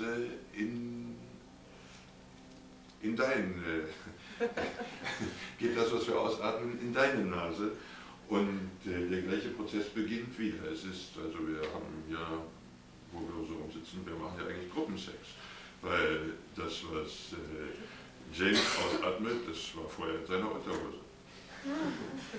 Und jetzt geht es in deine. In that way, what we imagine as the limits of ourselves, our existence is intermingled with others all the time. So we see ourselves inside this skin bag as being an entity. I am me. But this level of me is expanding out and going right down all the time. So we're operating across all of these different levels. And this notion that we have that I am leading my life, I am going to do this, is a huge appropriation of a process which is way, way beyond the power and control of the ego. Wir sind also ständig, wir existieren ständig nur im Zusammenspiel mit anderen. Das, was wir uns vorstellen, wenn wir uns vorstellen, dass wir in diesem Hautsack existieren würden, wenn wir das für uns selbst halten, ist ein ungeheurer Irrtum. And so in Dzogchen, what we're trying to do is to relax the intensity of our ego sense, I am the one who is doing it, I, into an open awareness which allows us to access all the richness, both on the smallest micro level and on the largest universal level. Was wir in Dzogchen versuchen, das ist diese Wahrnehmung von diesem Ich, was in diesem Hauptsack ist, zu entspannen, sodass wir dann plötzlich nicht mehr eingesperrt sind in etwas, sondern dass wir eine gewisse Weite bekommen. Und zwar durch all die Ebenen durch, die wir eben beschrieben haben, bis zu dem Energiefeld hin. Also, und auch auf dem nach innen bis zu diesem Energiefeld hin, von dem wir eben gesprochen haben, durch die Moleküle hindurch und nach außen hin in den Raum, diesen unabsehbar weiten Raum, in dem wir existieren. I mean, there it's a very traditional Buddhist analytic way of going into this whole process. We don't have time really to do that this weekend, but in many ways the Buddhist conclusions that were developed over 2,000 years ago are very, very similar to the analysis that goes on in modern physics. Es gibt sehr elaborierte Methoden, traditionelle buddhistische Methoden, um das zu analysieren. Wir werden an diesem Wochenende wahrscheinlich nicht die Zeit haben, um sie entsprechend auszuarbeiten, aber dieses Denken, was vor etwa 2000 Jahren in der buddhistischen Tradition entwickelt wurde, ist dem Denken der modernen Physik sehr ähnlich. Because what is happening now is that people are analyzing more and more down into these particles, down, all these micro kinds of energy, little phenomena which are existing for microseconds, but are all being named as if there is some new territory, and what one could somehow, by giving enough names, you would get to the mystery of the universe. But what they're actually getting closer in contact with is just a pulse of energy. and behind that there is space. And the energy arises from space and moves towards manifestation, and manifestation relaxes back into energy and moves into space. And this is the key movement, which is at the heart of Dzogchen, but also of Taoism, and of many Eastern ways of looking at the world. Was das Stadium, in dem die moderne Physik zurzeit forscht und denkt, das ist immer kleinere Partikel, subatomare Teilchen und so weiter zu finden und jedes einzelne Teil zu benennen, so als sei das, was man da entdeckt hat, ein neues Territorium, ein neues benennbares Territorium, aber niemand hat es gesehen. Was aber wirklich existiert, das ist nur das Energiefeld. Und dieses Energiefeld entsteht aus der Leere oder dem Raum und manifestiert sich durch, und dieses Energiefeld entsteht aus dem Raum, entsteht das Energiefeld und es manifestiert sich durch durch Körper und geht wieder in diesen Raum zurück. Geht wieder in die Energie zurück und wieder in diesen Raum. Und das ist so etwa ist der Prozess, wie ihn der Buddhismus sieht, der Taoismus und manche europäische Traditionen auch. The basic Buddhist notion is that suffering arises from ignorance, and ignorance is a state of not recognizing what is going on. Die grundlegende buddhistische Wahrnehmung ist, dass Leiden durch Nichtwissen entsteht. Suffering comes through ignorance. And ignorance is a state of not recognizing or not appreciating what is going on. Und Nichtwissen im buddhistischen Sinne ist nicht anerkennen und auch nicht zu schätzen, was passiert, was geschieht. When we don't recognize what's going on, we have an anxiety. And in this Nyingma system of Dzogchen, it's said that when it's as if there's a moment where we just lose it. Oh, we're a bit confused. What? And in that moment, there is a space with an energy in it. And then we try to work out what is going on. So the space gets filled with a curiosity which is seeking to name and label something. In der Nyingma-Tradition da ist es so, dass wenn man es bemerkt, dass man nicht weiß, was vorgeht, was geschieht, dass dann entsteht ein Moment wie, oh, und man weiß, in dem Moment weiß man nicht, was geschieht. Es entsteht Raum, ein leerer Raum. Und dieser leere Raum, den füllen wir gewohnheitsmäßig damit, dass wir anfangen, etwas zu erklären. Also uns zu erklären, was da passiert und so weiter. Damit füllen wir diesen leeren Raum wieder. Aber dieser leere Raum, der ist eigentlich da und aus dem, der ist ein energetisches Ereignis. Because there's a sense, if only I know what's going on, then I'll feel safe. Wir haben die Vorstellung, dass wenn ich nur wüsste, was passiert, dann könnte ich mich sicher fühlen. Just as people get addicted to watching the news on television, they want to find out what's happening in the world. Es ist so ähnlich wie bei den Leuten, die süchtig zur Tagesschau oder zu den Tagesthemen werden, also zu den Nachrichten, den Fernsehnachrichten. Die wollen wissen, was in der Welt geschieht und sie glauben, dann wüssten sie wollen sehen, was in der Welt geschieht und glauben, dann wüssten sie Bescheid. But we know that if we watch the news, we always get disturbed. Aber wir wissen, wenn wir uns die Nachrichten angucken, wir werden dadurch nur zerstreut, gestört. So we think it will be useful to know this thing because then we'll be better informed and then we'll be safer. But actually, what we inform ourselves with is something that makes us more anxious. Die Vorstellung ist natürlich, wenn wir besser informiert sind, dann können wir sicherer sein. Wir können uns auch sicherer fühlen. Aber was de facto geschieht, wenn wir die Nachrichten verfolgen, ist, dass wir immer unsicher sind und immer, dass uns das Angst macht. And this is very similar to this view of ignorance, that we try to find out more about the world to fill the space with information, because then we'll know what's what. But the more information we get, the more complicated things become, there's more to think about, there's more plans to make, and so everything speeds up. And this is the process from this first beginning of ignorance into very much busy activity in the world, which accumulates tendencies, attitudes, judgments, what is called karma, where you're off balance and you're running faster, and like running down a hill, and you lose your balance and you have to run faster to get your balance again. Or bicycling, you know, if your bike's going to fall over, you go quicker. So everything speeds up and has more and more complexity. Wenn wir diesen Gedanken anwenden auf das vom Buddhismus sogenannte Nichtwissen, dann ist es so, es beginnt mit diesem Moment, wo nichts ist.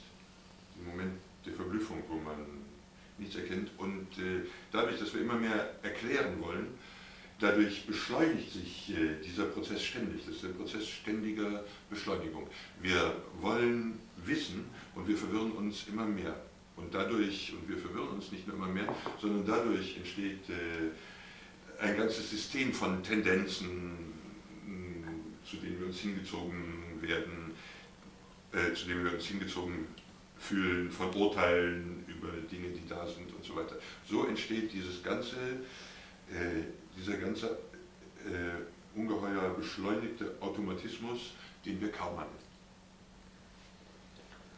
Now, in the Buddhist point of view, they would say that this movement towards knowledge is one of objectification, which separates subject and object more and more.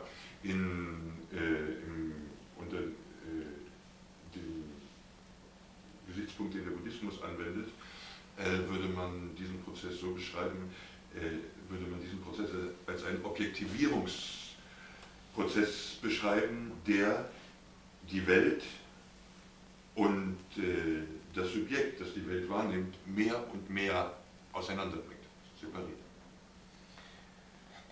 And that the cure to this cannot be achieved by an objective knowledge, a knowing about, but can only be achieved by an experience in which the subject-object division is unified in a moment of awareness, which is not separated from what it is that one is aware of. Das Heilmittel in diesem Prozess kann nicht dadurch entstehen, dass man sozusagen etwas Objektives von außen, dass man außen etwas Objektives schafft, sondern das Heilmittel entsteht dadurch, dass sowohl die äußere Welt wie auch das Subjekt zusammenfallen in einem Moment der Bewusstheit. In einem Moment, ja. So, in Western science, there is a huge, highly competitive struggle to get the basic theory of existence, to work out what are these basic building blocks of the world, and to get a mathematical formula that will link these major thermodynamic theories and the theory of particle physics will all come together, and then we'll be able to have the equation that will show us the meaning of the world. Unfortunately, there will only be 3 people in the world who can read the bloody equation.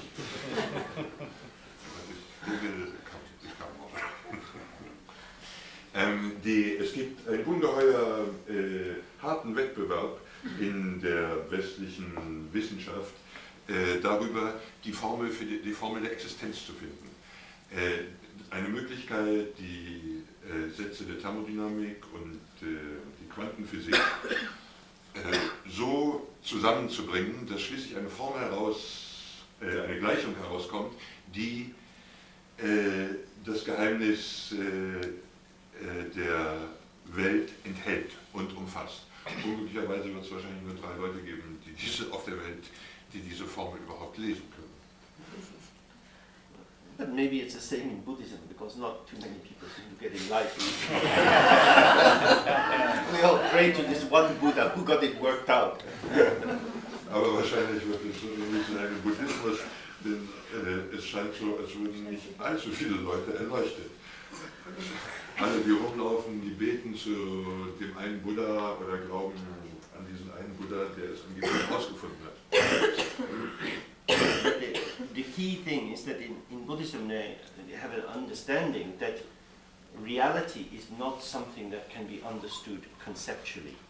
So that no matter how much conceptual information you have, you go into a control mode which is putting you over and on top of the world, which means that you're always separated from it. You're trying to work it out, as if it was something other than you yourself.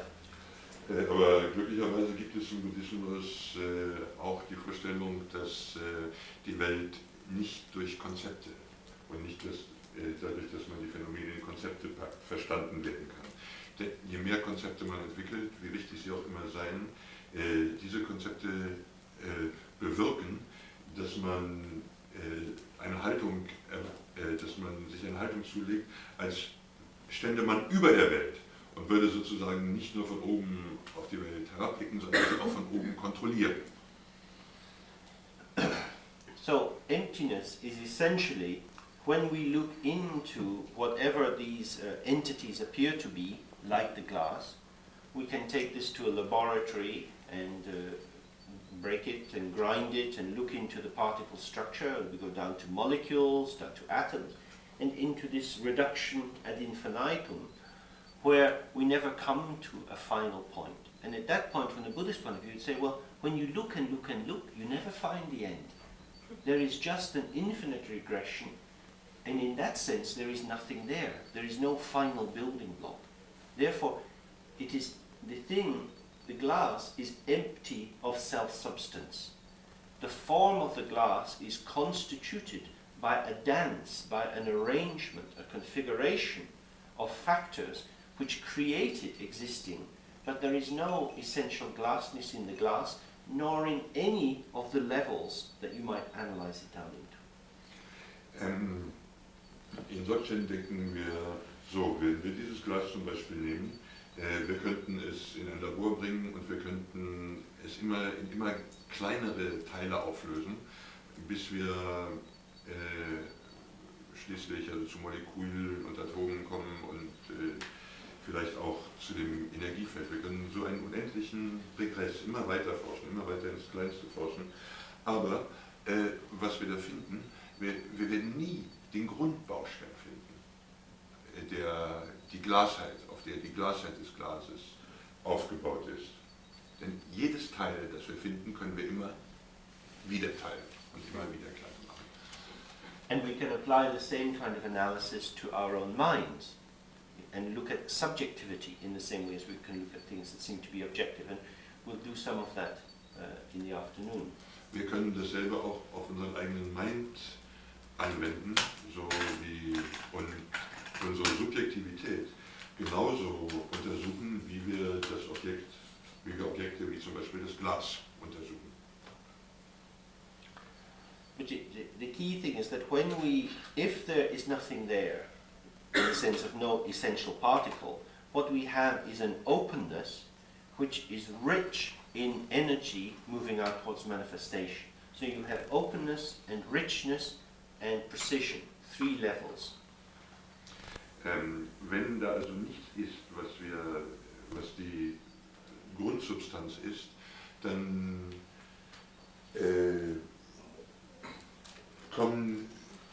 bleibt uns nur zu einer Offenheit zu kommen. Und zwar zu einer Offenheit, die sich manifestiert. It manifests through energy, did you say? Yeah, there's a manifestation of energy which arises as precise phenomena. So you have these 3 levels of open richness. Wir haben dann wir kommen zu nichts anderem als zu Energie, die sich als die verschiedenen Phänomene manifestiert. Durch die verschiedenen Phänomene manifestiert. Wir haben also da Offenheit, die Fülle, Gleichheit, Fülle, die Fülle der Manifestation und die Präzision, die Precision of what appears. Ja. Und die Präzision jedes einzelnen Phänomens, das erscheint. Traditionally, these are described as the three kayas, the Dharmakaya, Sambhogakaya, Nirmanakaya, that you will see in many books on Tibetan Buddhism. Traditionell wird das dargestellt als die Lehre von den drei Kayas, Nirmanakaya, Sambhogakaya, Dharmakaya, wie man in sehr vielen tibetischen nachlesen kann. Be a good boy. Why boy? Why not? No, because I'm tired of being boy. Even when I was young, I was tired of being boy. I wanted to be a dog. Well, must try harder. No, no way. And these three kayas are very important, these three modes, because this is how, if you understand this, then it's you have understood Buddhahood. Das sind diese drei Kayas, das sind drei Existenzweisen. Wenn man die verstanden hat, hat man Buddhaschaft verstanden. When we understand the openness of our own nature, then we have a great relief, because instead of having a sense of self as this body or as defined by our emotions or our thoughts, we have a sense that at root there is just this open awareness which has no shape, no color, and is not limited by cause and effect.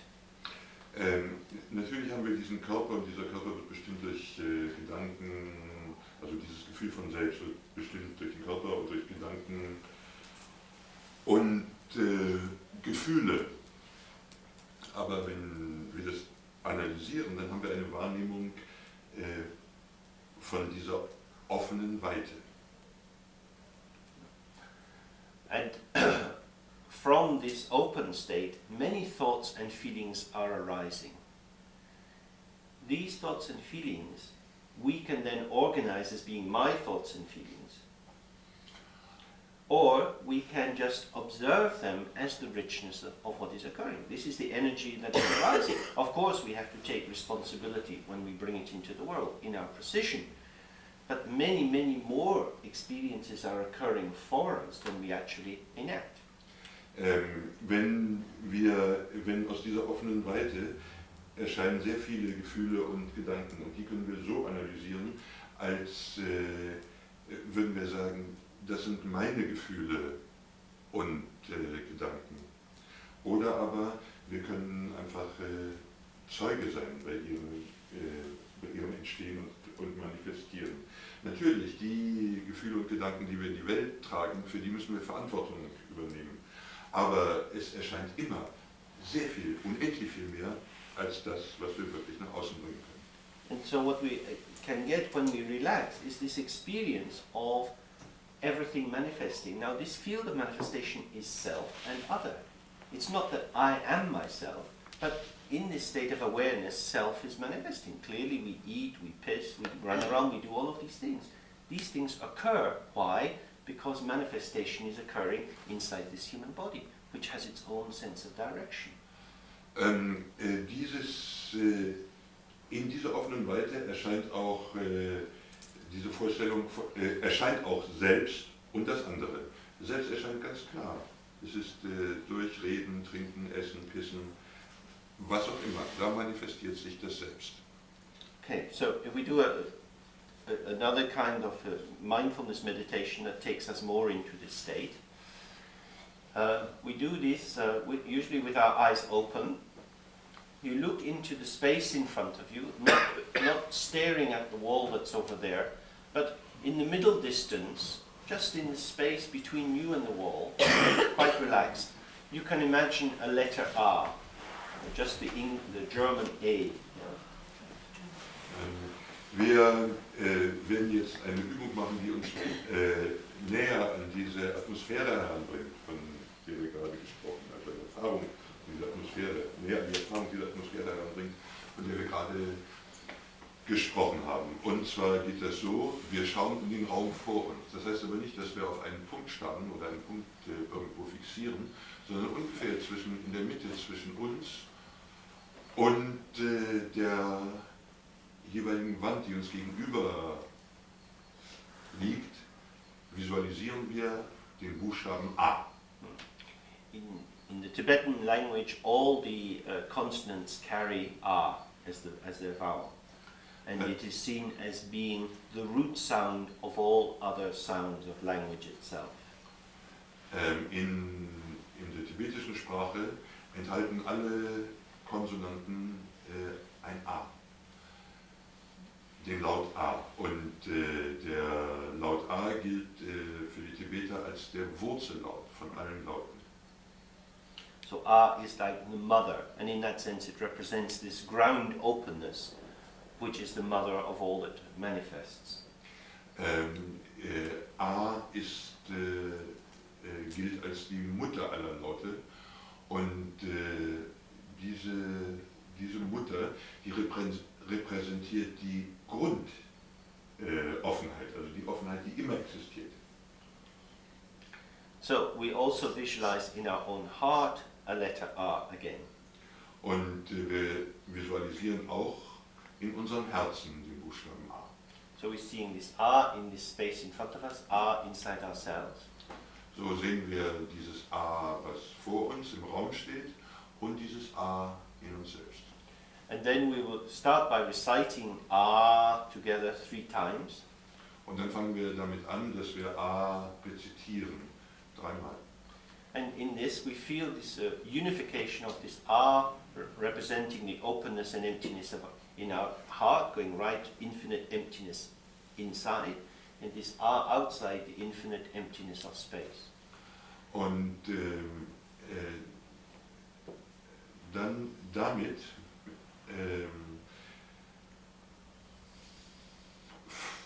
verbinden wir den unendlichen Raum, der innen ist in uns, mit dem unendlichen Raum, der außen ist.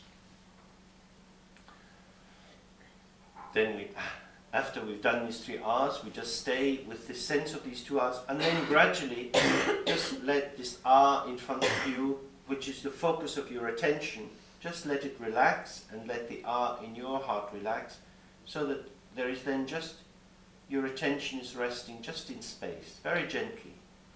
Und dann lässt man dieses A, was außen ist, und das A, was man innen visualisiert, entspannen, oder sich auflösen, und man bleibt in dieser Offenheit. And then aber fein, also sehr freundlich. And if thoughts and feelings come, just let them come, like light summer clouds passing through the sky, and you stay with this open dimension. Und wenn Gefühle und Gedanken kommen, dann lass sie ruhig kommen, so wie eine kleine Wolke im offenen Sommerhimmel. Bleibt in dieser offenen, weiten Dimension. Because a key focus in Dzogchen is always to relax. We gain very little by pushing ourselves, because when you push yourself, you're driving your energy forward, and what we're trying to do here is just to relax and attune into this spacious dimension which is always there. Im Dzogchen wird großer Wert darauf gelegt, dass man eher entspannt. Wenn man sich irgendwie antreibt, irgendetwas zu machen, dann wird man aus dieser Offenheit drängt man sich selbst aus dieser Offenheit raus. Das Wichtige ist einfach in dieser Dimension, und man hat die Dimension zerstört. Es geht aber darum, in dieser Dimension zu bleiben, entspannt zu bleiben. And we'll do this practice several times over the weekend, so you'll become more familiar with it. But we'll do it now for about 15 minutes, and then at the end of it, ring the bell and just relax your attention out into the room, being with other people, just very gently allowing this sense of the world to come into your awareness, and then through that we move out to have lunch. Wir werden diese Übung mehrfach an diesem Wochenende praktizieren. Jetzt machen wir es etwa für eine Viertelstunde. Wir bleiben in dieser offenen Dimension, und dann läutet nämlich die Glocke und dann kommen wir auch ganz entspannt und freundlich zurück in diesen Raum und in die Tatsache, dass wir mit anderen Menschen sind. Und dann gehen wir aus dem Raum raus und essen zu Mittag.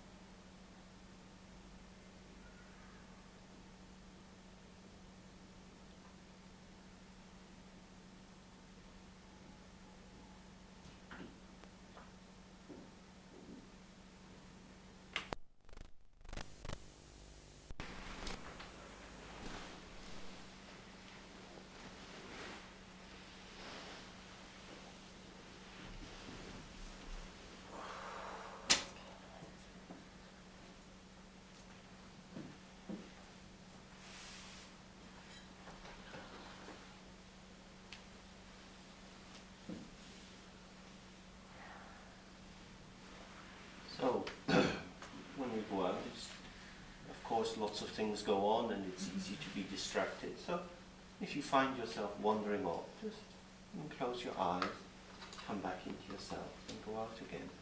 Just trying to be as attuned as you can both to yourself and whatever it is that's going on. Wenn wir jetzt rausgehen, dann ist da natürlich eine ganze Menge los. Und wann immer ihr das Gefühl habt, dass ihr euch verliert in dem, was da los ist, dann könnt ihr zum Beispiel die Augen schließen und zurückkommen zu euch selbst und euch so einstellen, sowohl auf das, was ihr selber seid, wie auf das, was ausgelöst ist. And to start back at 2:30. Wir beginnen wieder um 2:30.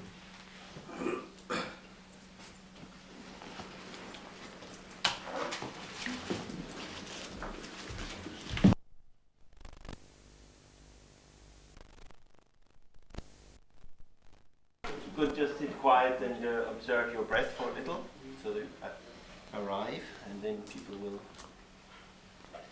settle down.